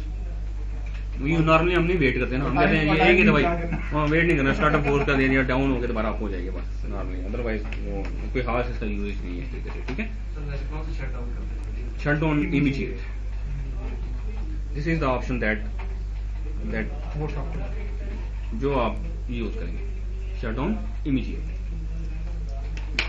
करके देख लीजिए जरा। सिंपली एक यूजर से कनेक्ट हूँ,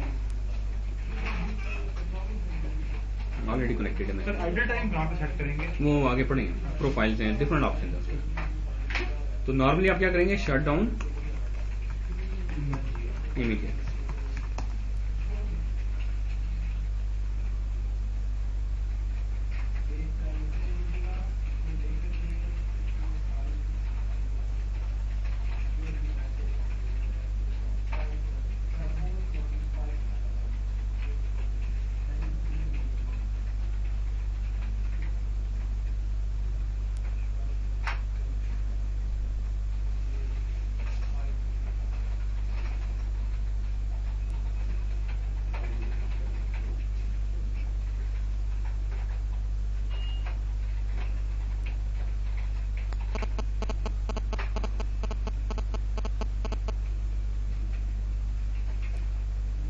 अगर डेटाबेस डाउन है स्टार्टअप फोर्स से वो स्टार्ट भी हो जाता है। सर इसमें क्वेश्चन है सर, डाटाबेस डर्टी डाउन हुई है, अब लोड की गई थी या पावर तो ये थी, अब उसको प्रूफ करना है, वो कोई व्यूज होंगे, क्या करेंगे? हाँ, हम भी पढ़ते हैं। मैं तो थोड़ा सा भेजी थी इसमें रिकवरी होगी।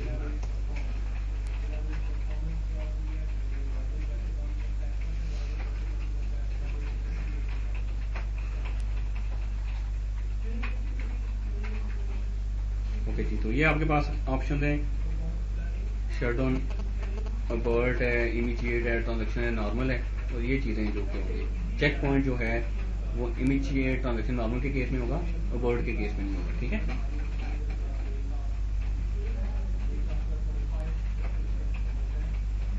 Okay, shutdown options. During shutdown, normal or transaction or immediate, on the way down, uncommitted changes, rollback for immediate, database buffer cache, return to data files, resources are released, the database is consistent database down होती है, on the way up, no instance recovery is required, ठीक है। Okay, while performing, if you have performed shutdown abort or instance failure cause the database outage, or you have issued startup force, on the way down, modified buffers not returned to data files, uncommitted changes not rolled back, inconsistent database down होगी, on the way up, online retrieval of files are used to reapply changes, undo segments are used to roll back uncommitted changes, और resources are released, means के this is called instance recovery या cache recovery भी इसको कहते हैं, या crash recovery भी कहते हैं, वो परफॉर्म होगी। और ये कौन सा प्रोसेस करेगा, SMON, system monitor. Shutdown simply या शटडाउन नॉर्मल करें, एक ही चीज़ है, शटडाउन ट्रांजैक्शनल है, शटडाउन इमीडिएट है, शटडाउन अबॉर्ट है, या SRV/CTL के through stop database, -D database का नाम, -O, और आपने कौन सा अबॉर्ट करना है, इमीडिएट करना है, ट्रांजैक्शन करना है, क्या करना है, ठीक है।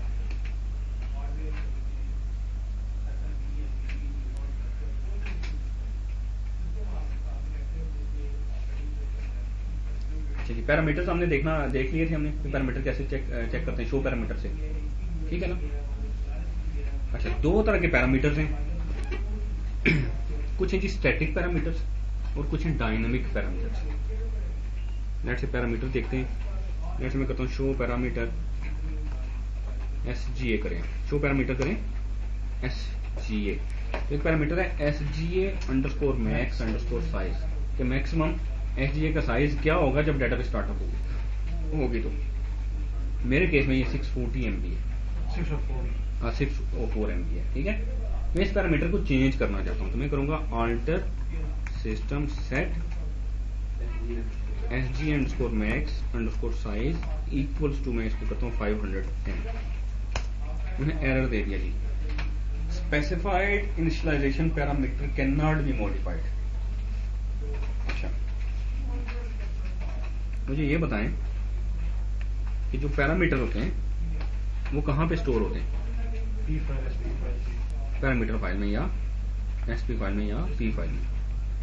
हमारे केस में SP फाइल हो रही है यूज, ठीक है। SP फाइल के अंदर आपके पैरामीटर स्टोर है। अच्छा, आपकी डेटाबेस डाउन है तो SP फाइल में।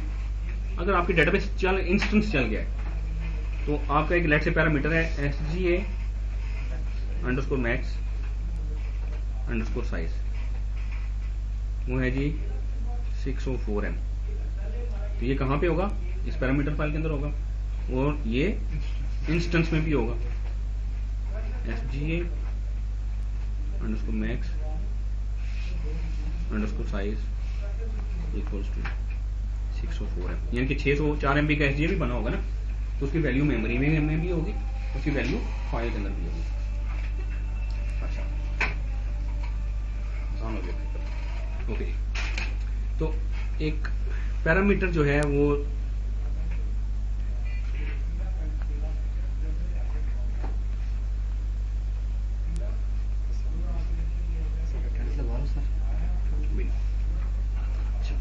एक मेमोरी में भी उसकी कोई वैल्यू होती है। Let's say SGA max size है 604 MB, तो ये आपका SGA है ये 604 MB होगा, ठीक है। इसी तरीके से पैरामीटर शेयर्ड पूल साइज, वो फाइल में भी डिफाइन हुआ होगा, वो शेयर्ड पूल साइज मेमोरी में भी होगा, ठीक है। तो आप जब आप पैरामीटर चेंज करते हैं अल्टर सिस्टम के थ्रू, पैरामीटर चेंज किया जाता है हमेशा अल्टर सिस्टम से, ये याद रखिएगा। अल्टर सिस्टम सेट, आगे पैरामीटर का नाम इक्वल्स टू उसकी कोई वैल्यू दे देंगे और सेमीकोलन लिख के एंटर करेंगे। वो चेंज कहाँ पे होगा, वो फाइल में चेंज होगा या SGA में चेंज होगा, मीन्स मेमोरी में चेंज होगा, कहाँ पे चेंज होगा, फाइल में चेंज होगा या मेमोरी में चेंज होगा। तो वो चेक करना पड़ेगा। नहीं, मुझे ये मैंने जो स्टेटमेंट लिखी है, फाइल में चेंज होगा तो फाइल भी पढ़ के मेमोरी नहीं, लेकिन फाइल तो पढ़ी कब जाती है जब डेटाबेस स्टार्टअप होती है, सर ये उस वक्त से पढ़ी जाती सर है। इसके सर 604 होगा, जब नेक्स्ट टाइम ये स्टार्ट होगा तो फिर वहां से हाँ, जब नेक्स्ट टाइम स्टार्ट होगा। अच्छा, जब आप इस तरीके से चेंज करेंगे पैरामीटर तो दोनों जगह चेंज होगा, फाइल में भी चेंज होगा और मेमोरी में भी चेंज होगा। सर लेट्स सपोज इसमें डेटा है तो वो कैसे आ जाएगा। हाँ, वो लॉस हो मीन्स तो फ्लश करेगा, ठीक है। अगर हम स्कोप नहीं देते तो स्कोप नहीं देते तो बाय डिफॉल्ट स्कोप बहुत होता है, स्कोप होता है आपकी SP फाइल में और आपकी मेमोरी में, दोनों जगह चेंज होता है। लेकिन कुछ पैरामीटर्स ऐसे हैं जो सिर्फ फाइल में चेंज किए जा सकते हैं। जो भी करंटली इंस्टेंस में यूज हो रहे होंगे, नहीं, कुछ हैं ऐसे पैरामीटर जो सिर्फ फाइल में चेंज किए जाते हैं, उनको स्टैटिक पैरामीटर्स कहते हैं। ऐसे पैरामीटर जो रन टाइम पे फाइल में भी और मेमोरी में भी चेंज किए जा सकें, उनको डायनेमिक पैरामीटर्स कहते हैं।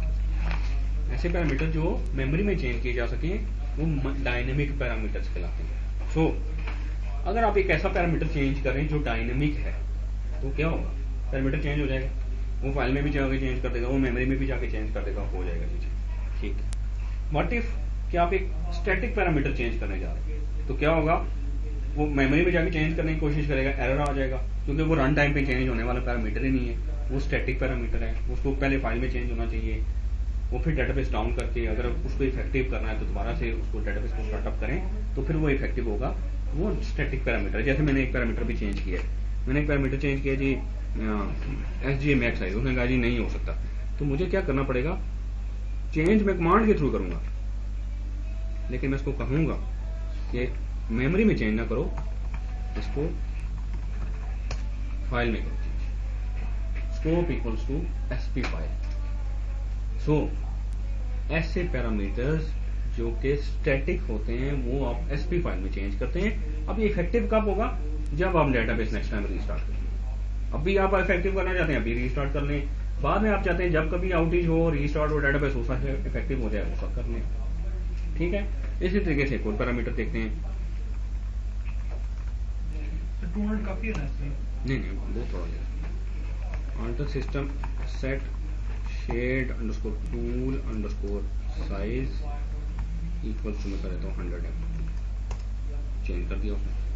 मैंने इसमें कोई स्कोप नहीं दिया, उन्हें दोनों जगह चेंज कर दिया। मैं चाहता हूँ एक पैरामीटर में चेंज करूँ लेकिन वो for the time being change हो जाए, लेकिन नेक्स्ट स्टार्टअप पे उसकी वापस पुरानी वाली वैल्यू आ जाए। तो मैं क्या करूँगा, स्कोप इक्वल्स टू मेमोरी कर दूंगा। तो लेकिन इट मीन्स कि that parameter should be a dynamic parameter.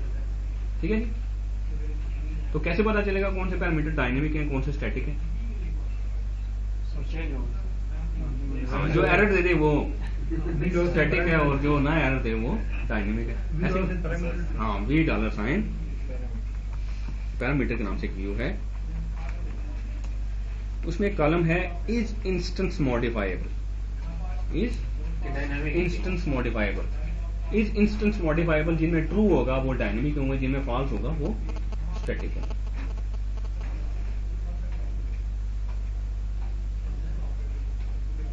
ये जो इज मॉडिफाइड कॉलम है, इसका मतलब ये है कि पैरामीटर ये अपने इंस्टेंस बिल्ड होने के बाद जो आपने चेंज किया उसको चेंज कर दिया, वो डिफॉल्ट नहीं है।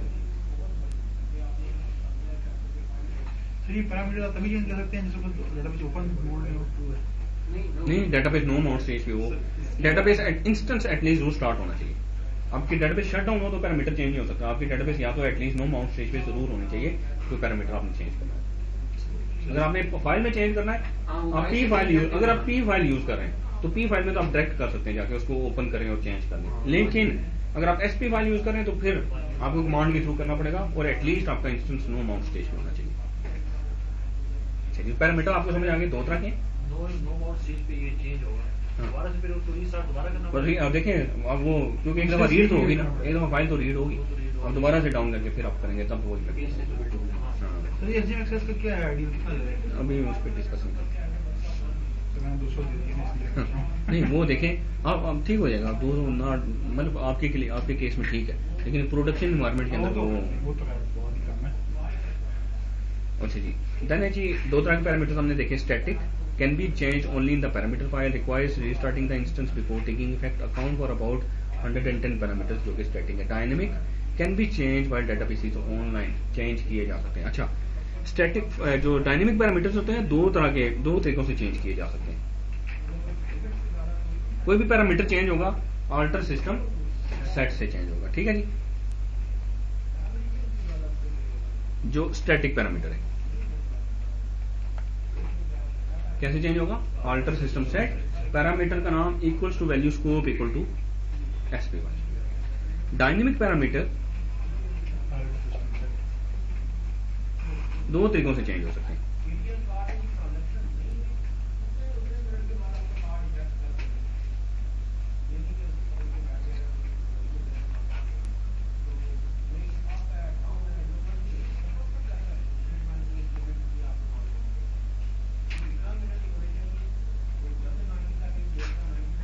डायनेमिक पैरामीटर्स ऑल्टर सिस्टम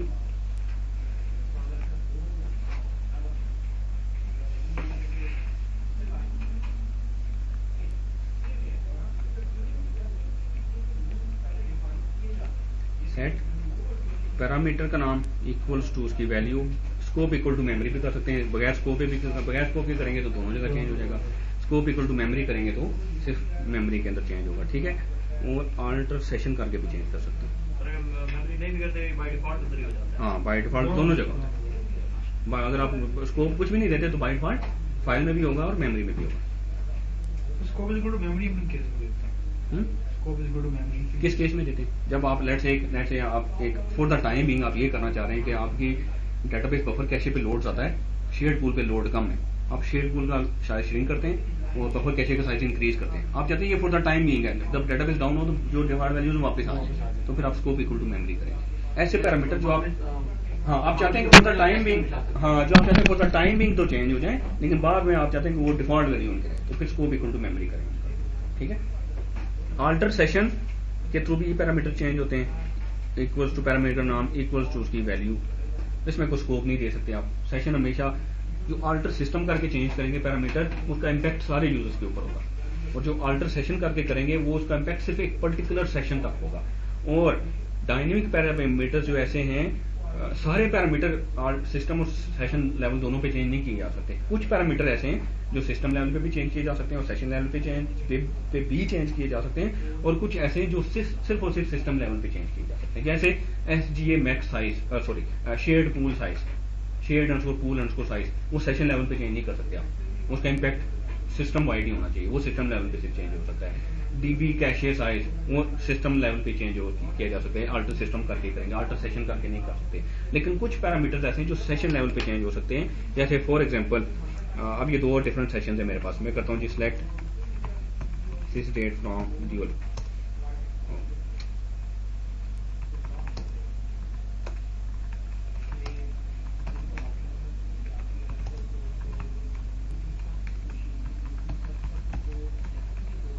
ठीक है, और यहाँ पे करता हूँ select sys date from dual, same नजर आ रही है डेट, आपको फॉर्मेट सही नजर आ रहा है। मैं करता हूँ यहाँ पे alter session set NLS underscore date underscore format equals to DT MM YY HS24 :MY :SS,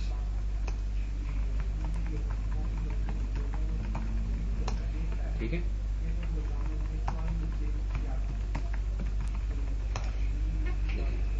अब ये पैरामीटर में चेंज करता हूँ अल्टर सिस्टम करके, तो इसका इम्पैक्ट सब पे होना चाहिए। मैंने अल्टर सेशन करके किया तो सिर्फ उस सेशन में उसका इम्पैक्ट है, और ये सिर्फ अपने सेशन के लिए किया जाता है। अपने सेशन के लिए किया जाता है। नॉर्मली जो एक एंड यूजर से रिलेटेड पैरामीटर्स होते हैं, उनको वो यूजर बाय डिफॉल्ट वो सेशन लेवल पे पैरामीटर चेंज कर सकता है, और सिस्टम लेवल पे जितने पैरामीटर चेंज करने होते हैं वो DBA यूजर करता है, सिस या सिस्टम यूजर कर सकते हैं, बाकी नॉर्मल यूजर नहीं कर सकता। क्लियर, कंफ्यूजन तो नहीं है कोई? तो पैरामीटर चेंज करना आपको आ गया, स्कोप आपको पता चल गया, सिस्टम लेवल पैरामीटर्स पता चल गया, सेशन लेवल आपको पता चल गया, डायनेमिक और स्टैटिक पता चल गया, ठीक है। तो आपको ये कैसे पता चलेगा कौन से पैरामीटर सेशन लेवल पे चेंज किए जा सकते हैं, कौन से नहीं किए जा सकते? तो उसके लिए आपको बीटा से पैरामीटर को ही देखना पड़ेगा। उसमें है जी इस सेस मॉडिफाइबल का एक पैरामीटर होगा, ये इस सेस मॉडिफाइबल, सेशन लेवल पे मॉडिफाई हो सकता है कि नहीं हो सकता। तो जिनके आगे ट्रू लिखा होगा वो सेशन लेवल पे अल्टर सेशन करके चेंज किए जा सकते हैं, जिनके एक नॉर्मल यूजर वो कर सकता है, और जिनके आगे फॉल्स लिखा होगा वो अल्टर सिस्टम करके चेंज किए जा सकते हैं। ये सिलेक्ट करके देखें, ये तो कॉलम का नाम है ना, सिलेक्ट नेम कामा इस सेस मॉडिफाइबल करके देख लेते हैं। सिलेक्ट नेम होगा मेरा,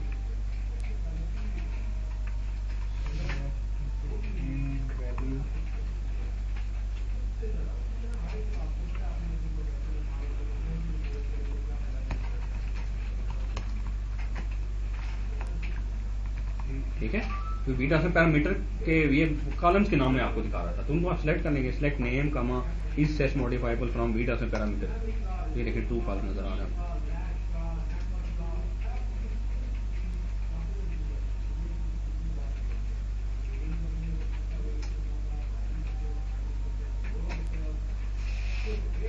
ओके, देन है जी अल्टर सिस्टम करके, जब भी अल्टर सिस्टम की कमांड आपके पास आए तो इट मीन्स कि आप कोई पैरामीटर चेंज कर रहे हैं, और वो पैरामीटर या तो मेमोरी में चेंज हो रहा है या फिर फाइल में चेंज हो रहा है, यानी कि इंस्टेंस रिलेटेड पैरामीटर्स की बात हो रही है, वो आप अल्टर सिस्टम करके चेंज करेंगे। अल्टर डेटाबेस से भी कुछ चेंज कर सकते हैं, आप कर सकते हैं अल्टर डेटाबेस और आगे कोई पैरामीटर चेंज कर सकते हैं। अगर आपने कंट्रोल फाइल में कुछ चेंजेस करनी है तो वो अल्टर डेटाबेस करके करेंगे, अगर आपने SP फाइल में या इंस्टेंस में कुछ चेंजेस करनी है वो अल्टर सिस्टम करके, ये याद रखिएगा।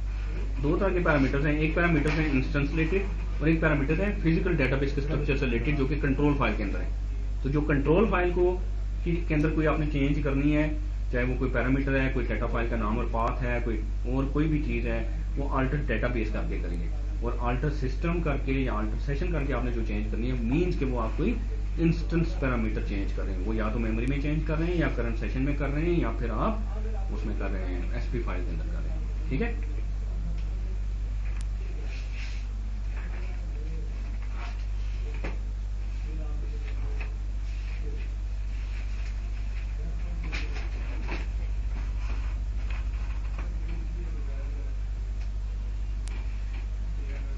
आप कमेंट्स पे दे सकते हैं, ऑल्टर सिस्टम सेट पैरामीटर का नाम इक्वल टू उसकी value, comment equal to single quotes में कोई कमेंट दे दें, scope equal to SP file, तो कमेंट बेस आप सेव हो जाएंगे, फाइल के अंदर भी जाके सेव हो जाएंगे, रनिंग इंस्टेंस में भी आपको कमेंट्स नजर आएंगे।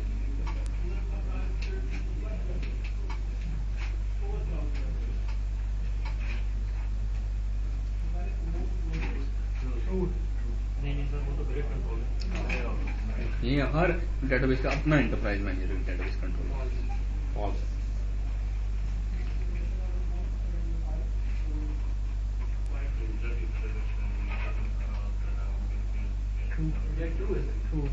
ज्यादातर पैरामीटर्स डायनेमिक हैं, कुछ पैरामीटर्स ऐसे हैं जो कि वो स्टैटिक है।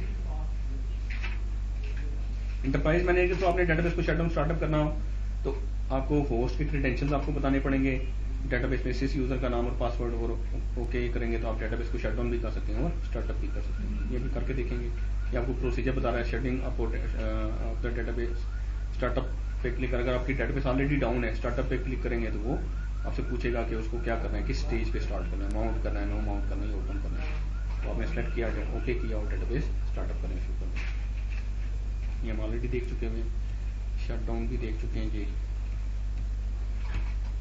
अलर्ट लॉक बहुत इंपॉर्टेंट फाइल है, ठीक है। ये एक टेक्स्ट फाइल है जिसमें आपके डेटाबेस के अंदर जितने भी मेजर इवेंट्स होते हैं वो रिकॉर्ड होते हैं इसमें। डेटाबेस कब शटडाउन हुई, क्यों शटडाउन हुई, किस तरह हुई, शटडाउन अबर्ट से हुई या वो एबनॉर्मल तरीके से हुई, लॉक से चक्कर हुआ, चेक पॉइंट अकर हुआ, आपने कोई टेबल स्पेस ऐड की, कोई डाटा फाइल ऐड की, जितने भी एडमिनिस्ट्रेटिव टास्क आप परफॉर्म करेंगे वो सारे के सारे इस फाइल के अंदर कैप्चर होंगे, ठीक है। तो this is a alert log file और ये क्रोनोलॉजिकल ऑर्डर में इसमें एंट्रीज होती हैं। क्रोनोलॉजिकल ऑर्डर मींस कि बॉटम अप इसको ऑपरेट करेंगे। लेटेस्ट एंट्री आपको एंड पे मिलेंगे, फाइल के एंड पे मिलेंगे आपको, तो टेल करके आप इसको देखेंगे।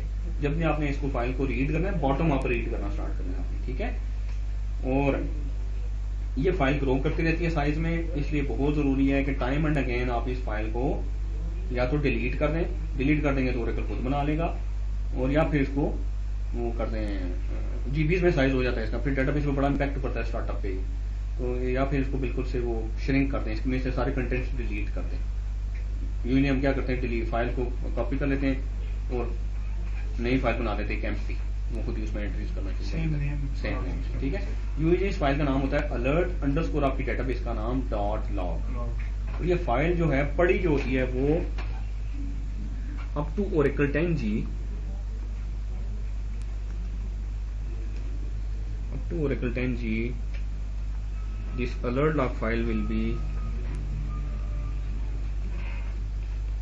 10G तक। This alert log file will be in Oracle underscore base. अगर आपने Oracle बेस सेट किया था डेटाबेस क्रिएशन के वक्त या सॉफ्टवेयर इंस्टॉलेशन का, यूजुअली Oracle बेस सेट किया जाता है। Oracle बेस में एक फोल्डर बन जाएगा एडमिन के नाम से, उसमें फोल्डर बन जाएगा bdump के नाम से, और वहां पे आपकी अलर्ट लॉग फाइल पड़ी होगी। 11G ऑनवर्ड ये फाइल आपकी होगी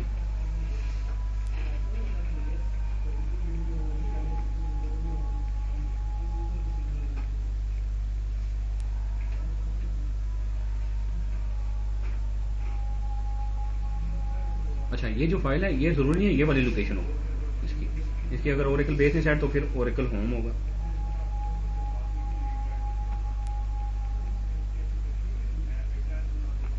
उसमें एडमिन का फोल्डर होगा, उसमें bdump का फोल्डर होगा, लेकिन ये भी जरूरी है कि यहाँ पे ये एक्चुअली एक पैरामीटर से कंट्रोल किया जाएगा। एक पैरामीटर है बैकग्राउंड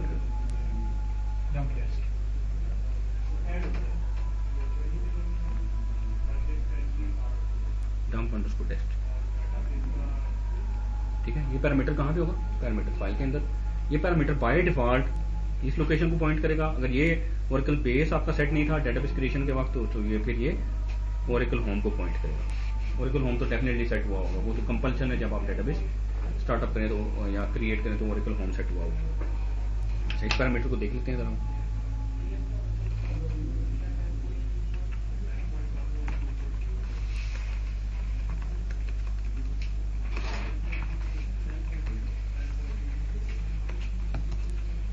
बैकग्राउंड डम डेस्ट का पैरामीटर है वो आपको बता रहा है जी आपका जी U02 F Oracle diag RDBMS ORCL PTCL trace के नाम से फोल्डर है। यहाँ पे आपकी अलर्ट लॉग फाइल पड़ी होगी। ये पैरामीटर जहाँ पे पॉइंट करेगा वहाँ पे आपकी अलर्ट लॉग फाइल पड़ी होगी। 10G के केस में ये पार्ट डिफरेंट आएगा। ये क्योंकि 11G है तो 11G ऑनवर्ड जो आपकी जो अलर्ट लॉग फाइल्स पड़ी होती हैं वो एक ओरेकल ने एक सेंट्रल लोकेशन दी है, उसको ओरेकल ने दिया है नाम ADR,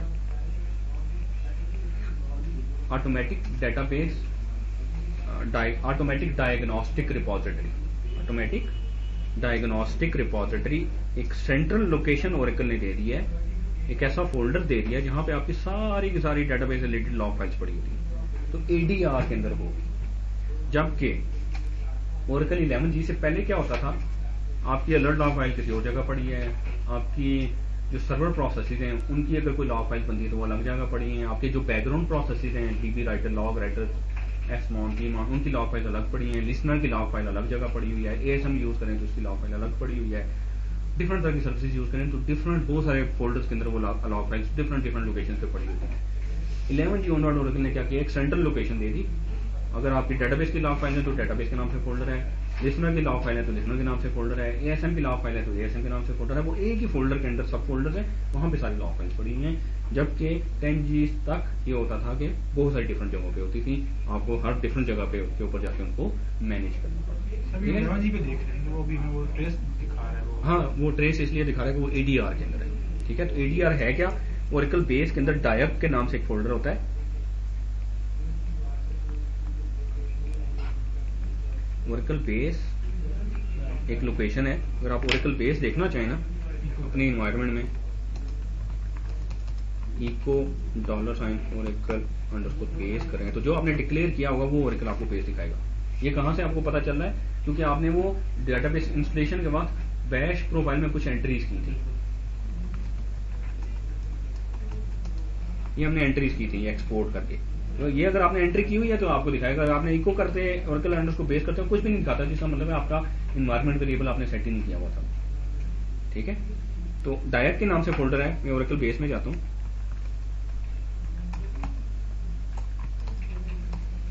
तो ये डायब के नाम से फोल्डर, ये मेरी ऑटोमेटिक डायग्नोस्टिक रिपोजिटरी है। यहाँ पे मेरी सारी लॉग फाइल्स पड़ी है। ठीक है, मैं डायब में जाता हूँ, क्योंकि डेटाबेस रिलेटेड लॉग फाइल तो RDBMS के फोल्डर में जाऊंगा। मेरी डेटाबेस का नाम PTCL है, PTCL के नाम से है नहीं यहाँ पे। वो पाथ उसने क्या दिखाया था मुझे, sir DB11 direct RDBMS ORCL। अच्छा ORCL, ठीक है, डेटाबेस का नाम डिफरेंट है, इंस्टेंस का नाम डिफरेंट है। अच्छा CD ORCL, इसमें इंस्टेंस का नाम PTCL है, और यहाँ पे आपके पास ये आपके इस पर्टिकुलर इंस्टेंस की सारी लॉग फाइल्स यहाँ पे पड़ी हैं। अलर्ट लॉग फाइल का एक फोल्डर है, इसमें अलर्ट लॉग फाइल भी पड़ी हुई है, और एक ट्रेस का फोल्डर है, उसमें भी अलर्ट लॉग फाइल, दो अलर्ट लॉग फाइल होती है आपके पास, एक ट्रेस के फोल्डर में और एक अलर्ट के फोल्डर में। अलर्ट के फोल्डर में XML फाइल में होगी, फॉर्मेट में होगी, और ट्रेस के फोल्डर में टेक्स्ट फॉर्मेट में होगी। तो सीधी ट्रेस करके जाते हैं इसमें और बहुत सारी फाइल होंगी। ट्रेस फाइल और अलर्ट लॉग फाइल में क्या फर्क है? नहीं, ट्रेस फाइल, ट्रेस एक फोल्डर है। नहीं, वैसे ट्रेस फाइल भी होती है। हाँ, ट्रेस फाइल्स होती हैं। ट्रेस जैसे यहाँ पे देखें, ये ट्रेस फाइल है आपके। ट्रेस के फोल्डर के अंदर बहुत सारी .trc फाइल्स हैं, बहुत सारी .trm फाइल्स हैं, और इसमें एक अलर्ट लॉग फाइल भी होगी। ls करके देखें सर, चेंज और अपडेट दोनों होती हैं? मैं बताता हूँ। हाँ, दोनों ही होती हैं। मैं कहता हूँ जी ls pipe more, alert log file भी पड़ी हुई है आपकी, और आपकी बहुत सारी ट्रेस फाइल्स भी पड़ी हैं। अच्छा, ट्रेस फाइल देखें अगर आप, ये आपको बता रहा है CJQ, आगे नंबर दिखा रहा है .trc। ट्रेस फाइल होती हैं आपके जो बैकग्राउंड प्रोसेसेस होते हैं या जो सर्वर प्रोसेसेस होते हैं, उन्होंने अगर कोई इन्फॉर्मेशन राइट करनी होती है तो वो ट्रेस फाइल बनाते हैं और उसमें इन्फॉर्मेशन राइट करते हैं। ठीक है, लेट्स से आप ये करना चाहते हैं, एक यूजर लॉगिन हुआ हुआ है, आप चाहते हैं वो यूजर अपने सेशन के दौरान जो कुछ भी करे वो एक रिकॉर्ड हो जाए फाइल के अंदर। उस यूजर का सेशन आपको ट्रेस करना पड़ेगा। आप पूरी डेटाबेस लेवल पे ट्रेसिंग ऑन कर सकते हैं, बाय डिफॉल्ट ऑफ होती है, और एक पर्टिकुलर सेशन लेवल पे भी ऑन कर सकते हैं। अगर आपने पूरी डेटाबेस लेवल पे ट्रेसिंग ऑन कर दी, जो भी यूजर लॉगिन होगा उसका सर्वर प्रोसेस जो भी काम करेगा वो काम साथ साथ करेगा, और साथ साथ एक फाइल के अंदर भी लिखा जाएगा, वो ट्रेस होगी, ट्रेस फाइल होगी। स्लो नहीं कर देगा सर? बहुत स्लो कर देगा, ये बहुत स्लो कर देगा। और ये जब आप उस वक्त करते हैं जब आपको परफॉर्मेंस के इश्यूज आ रहे हों और आपने डायग्नोज करना है कि आपकी एक क्यूरी चल रही है या एक सेटअप प्रोसेसेस चल रहे हैं, एक सेटअप प्रोसीजर चल रहा है, वो किस जगह पे जाके स्लो हो जाता है। तो ट्रेस फाइल के अंदर होता है कि उन्हें कौन सा एग्जीक्यूशन प्लान यूज किया, उन्हें कितने आईओज की, कितनी मेमोरी यूज की, कितना उसने वो एग्जीक्यूशन प्लान बनाते हुए कितना टाइम लगा एंड सो ऑन, कितना डाटा वो हार्ड डिस्क से लेके आया, कितना डाटा वो मेमोरी में से लेके आया, इनके परफॉर्मेंस रिलेटेड इन्फॉर्मेशन सारी की सारी क्यूरीज और उनके detailed performance statistics trace file के अंदर। या फिर अगर आपने ट्रेसिंग ऑन नहीं की हुई जो कि बाय डिफॉल्ट ऑफ होती है, तो अगर आपके किसी सर्वर प्रोसेस को कोई एरर आता है या किसी बैकग्राउंड प्रोसेस को कोई एरर आता है तो वो एक ट्रेस फाइल लिखता है।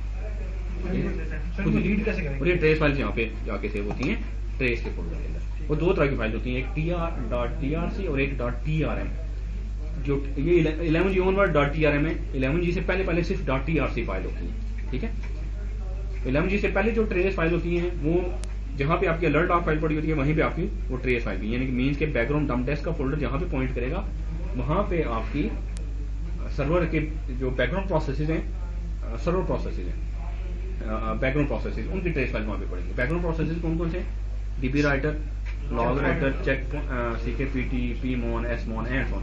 इनकी जो ट्रेस फाइल है वो बैकग्राउंड डंप डेस्क का जो पैरामीटर है जहाँ पे पॉइंट करता है वहाँ पे पड़ी होती है, और अलर्ट लॉग फाइल भी वहीं पे पड़ी होती है। और जो दूसरी ट्रेस फाइल है जो एक यूजर प्रोसेस के अगेंस्ट जो एक सर्वर प्रोसेस बनता है उसकी जो ट्रेस फाइल है वो यूजर डंप डेस्क के नाम से एक पैरामीटर है, वो जहाँ पे पॉइंट करता है वहाँ पे उसकी ट्रेस फाइल पड़ी होती है 10G तक, 10G रिलीज 2 तक। 11G रिलीज 1 ऑनवर्ड या 11G ऑनवर्ड आपकी जो बैकग्राउंड प्रोसेसेस की ट्रेस फाइल्स हैं या सर्वर प्रोसेसेस की ट्रेस फाइल है वो एक ही लोकेशन पर पड़ी होती है जहाँ पे आपकी अलर्ट लॉग फाइल पड़ी है, ठीक है। आप show parameter background dump dest करें या show parameter user dump dest करें 11G में तो आपको एक ही उसमें वैल्यू नजर आएगी। ट्रेस फाइल के लिए मतलब कि हम खुद ही ऑन करते हैं किसी खुद ऑन करते हैं या सर्वर प्रोसेस को इन्फॉर्मेशन राइट करनी होती है। लॉग फाइल मतलब लॉग फाइल जो है ना वो डेटाबेस के अंदर मेजर इवेंट्स, डेटाबेस में कोई एरर आया, कोई लॉग स्विच अकर हुआ, कोई चेक पॉइंट अकर हुआ, आपने कोई टेबल स्पेस ऐड की, कोई डाटा फाइल ऐड की, कोई रिटूल ग्रुप आपने ऐड किया, कोई आपने पैरामीटर चेंज किया, आपने डेटाबेस शटडाउन की, आपने डेटाबेस स्टार्टअप की, वो सारी इन्फॉर्मेशन आपकी अलर्ट लॉग फाइल है। सर डुप्लीकेट क्यों होती है? क्या चीज? XML भी बन रही है। XML आपको वो नहीं, इंटरप्राइज मैनेजर आपको XML फाइल दिखाता है, और जो बाकी है वो आपकी टेक्स्ट फाइल है। टेक्स्ट फाइल वो दरअसल वेब में सही दिखाई नहीं जा सकती ना, क्योंकि XML फाइल बनाई उसके लिए, ठीक है जी। इस फाइल को देखते कैसे हैं? इस फाइल को दो तरीकों से देखा जा सकता है, इंटरप्राइज मैनेजर से भी, और बल्कि 3 तरीकों से देखा जा सकता है। इंटरप्राइज मैनेजर से भी, मैनुअली जाके भी, और एक यूटिलिटी है उसके थ्रू भी, वन लाइन यूटिलिटी है, ADR की एक यूटिलिटी है उसके थ्रू भी। वो आगे चल के हम ADR को पढ़ेंगे चैप्टर पूरा नेक्स्ट बुक के अंदर, एडमिन बुक के अंदर, ठीक है, वहां पे उसको डिस्कस करेंगे। अच्छा, नॉर्मली आप क्या करते हैं, डेली मतलब डेली तो नहीं, ओकेजनली आप आके इस लोकेशन पे जितनी ट्रेस फाइल होती है उनको आप रिमूव कर दें। rm-f static.trc, rm-f static.trm। दो तरह की ट्रेस फाइल्स 11G ऑनवर्ड बनती हैं, TRM और TRC होती हैं जिनमें एक्चुअली डिटेल्स होती हैं, सारी की सारी डिटेल पड़ती है। TRM होती है Meta data files, trace Meta data.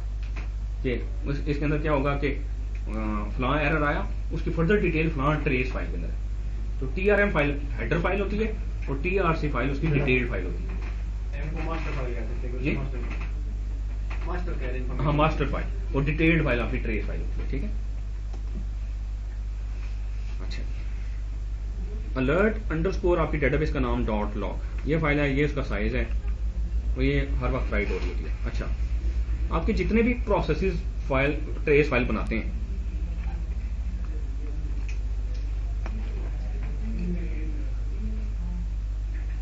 आपके जितने भी प्रोसेसेस ट्रेस फाइल बनाएंगे, कौन कौन से प्रोसेसेस ट्रेस फाइल बना सकते हैं?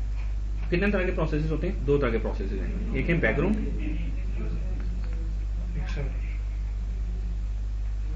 बैकग्राउंड प्रोसेसेस हैं जो कि pmon, smon और ये सारे हैं, और एक आपके सर्वर प्रोसेसेस हैं।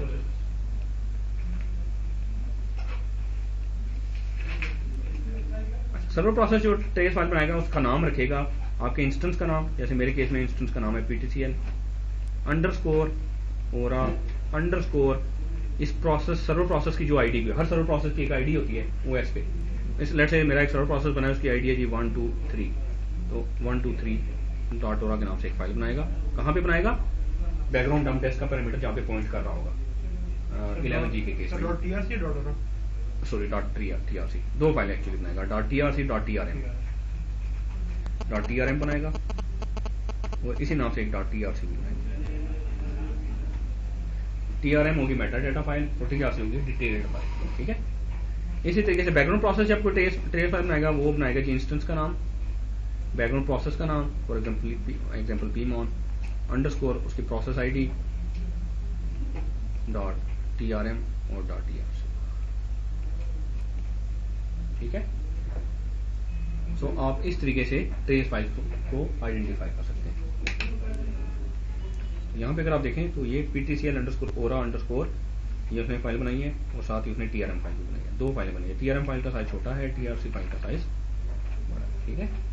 ये TRM फाइल क्यों यूज होती है, क्या करती है, ये आगे चलते देखेंगे जब हम ADR को। सर ये किसका है, ये किसी भी एक सर्वर प्रोसेस का, ठीक है, क्योंकि ORA आया फाइल वो सर्वर बैकग्राउंड प्रोसेस का नाम नहीं आया, ठीक है। ये एक किसी सर्वर प्रोसेस का है जिसकी ID ये थी, ये SID नहीं आ रही, सर्वर प्रोसेस का ID आ रही है। OS पे जो सर्वर प्रोसेस बनता है OS उस प्रोसेस को एक ID देता है, ये SID नहीं आ रही, ये सर्वर प्रोसेस ID आ रही है, ठीक है।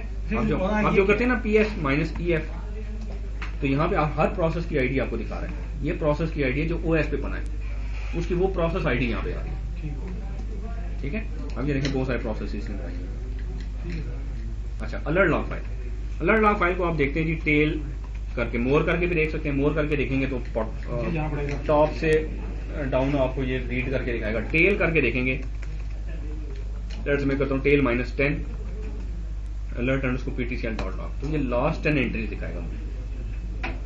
मैं करता हूँ टेल -f आगे फाइल का नाम, तो ये रन टाइम पे फाइल दिखाना शुरू कर देगा। अब जो भी फाइल के अंदर एंट्रीज होंगी आपको रन टाइम पे नजर आ रही होंगी, ठीक है। फॉर एग्जाम्पल मैं एक सेशन में जाता हूँ,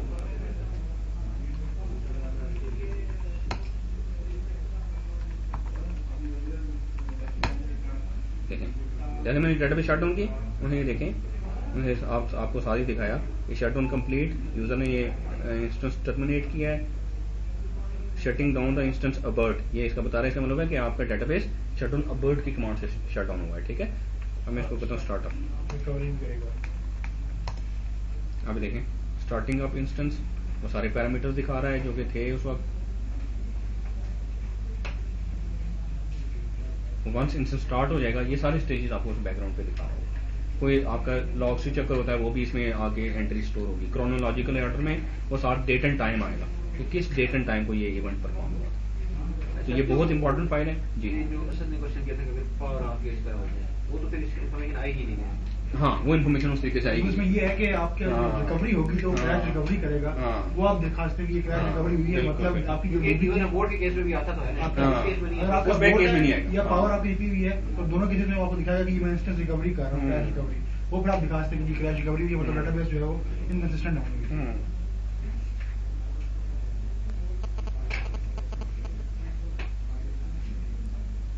ये ऊपर क्रैश रिकवरी हो रही है,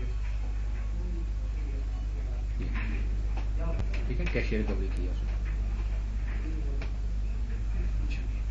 तो हम लोग क्या करते हैं, सबसे पहला काम आगे सुबह अपनी डेटाबेसेस के अलर्ट लॉग देखते हैं। हाँ, कि लास्ट 10 आवर्स में या पूरी रात में कोई एरर तो नहीं आए डेटाबेस के। वैसे तो हमने अलर्ट कॉन्फ़िगर किए हुए, जैसे कोई एरर आता है हमें फौरन से ईमेल आ जाती है।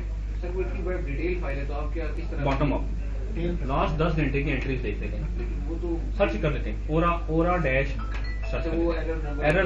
एरर के जो नंबर होते हैं, ओरा डैश और आगे कोई नंबर होता है, तो ओरा डैश करके आप सर्च कर लें तो आपको एरर पता चल जाएगा। वैसे आप स्क्रॉल डाउन करें उसमें एंटरप्राइज मैनेजर में, वैसे आपको पता चल जाता है। टेल करके देख लें तब भी आपको पता चल जाता है, ग्रैप करके सर्च करके देख लें तब भी आपको पता चल जाता है, ठीक है। तो आप एरर्स देखते हैं, फिर उनको देखते हैं कि वो क्या रीजन थी, उनको आइडेंटिफाई करें। मोस्ट क्रिटिकल जो एरर्स हैं वो ओरा 600 होते हैं, ओरा -0600।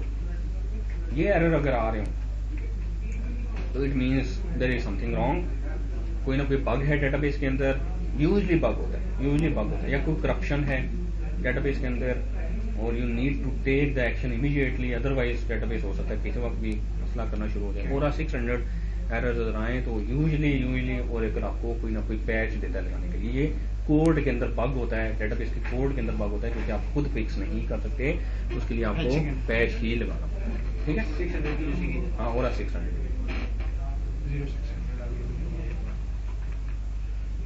Sir alert log file remove कर दी, नेक्स्ट सेशन पे जब बनेगी तो खुद बना लेगा। खुद ही बना लेगा।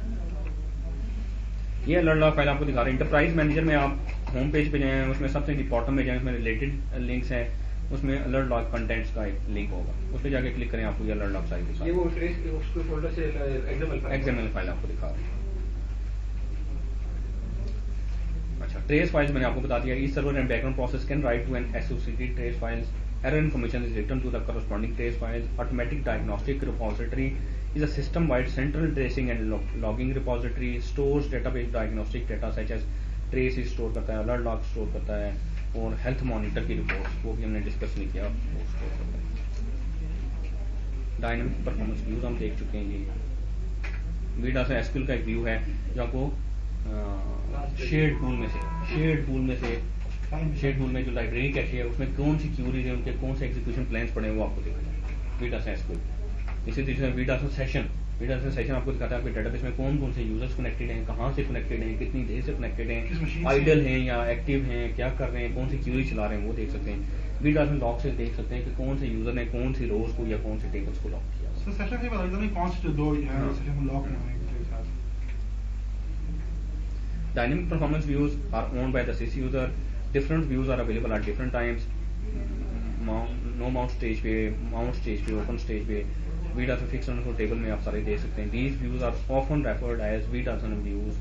Read consistency is not guaranteed on these views because the data is dynamic. Then is the data dictionary views. Dictionary के व्यू में सारे के सारे एक्सेसिबल हैं, टेबल्स के लिए अलग है, इंडेक्सेस के लिए अलग, व्यूज के लिए user, schema, procedures and so on, ये सारे उन्होंने दिए हैं जी। डीबी अंडरस्कोर से स्टार्ट होते हैं, डीबी क्यूरी कर सकता है इनको, क्या उसमें कंटेंट्स हैं, सबसेट किस चीज़ का है, और इसमें क्या है, सारी चीज़ें आप देख लीजिएगा। हाँ जी,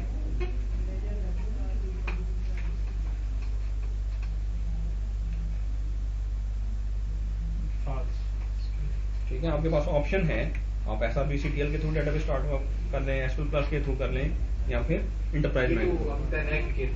ये रैक के केस में, या अगर आपने ओरेकल 11G में ग्रिड इंफ्रास्ट्रक्चर किया हुआ है, वो सिंगल इंस्टेंस के केस में भी फिर आप इसको यूज कर सकते हैं। ठीक है, 11G में ये सिंगल इंस्टेंस के केस में भी यूज हो सकती है अगर आपने ग्रिड इंफ्रास्ट्रक्चर किया हुआ है। ग्रिड इंफ्रास्ट्रक्चर को ओरेकल रीस्टार्ट भी कहते हैं, ठीक है, और ओरेकल ऑटो रीस्टार्ट भी कहते हैं इसको, ग्रिड इंफ्रास्ट्रक्चर। अगर आपने grid infrastructure for a single instance, grid infrastructure normally होता है रैक के लिए 11G में, लेकिन अगर आपने grid infrastructure for a single instance किया है तो उसको ग्रिड इंफ्रास्ट्रक्चर भी कहते हैं, उसको ओरेकल रीस्टार्ट भी कहते हैं। ठीक है,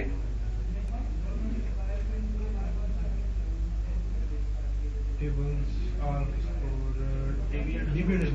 डिविएंट सर एनी टेबल तो नहीं होता नहीं, वो उसमें ऑप्शन तो आपको बहुत सारे। ओके जी, that's it about this chapter and this lecture as well ji.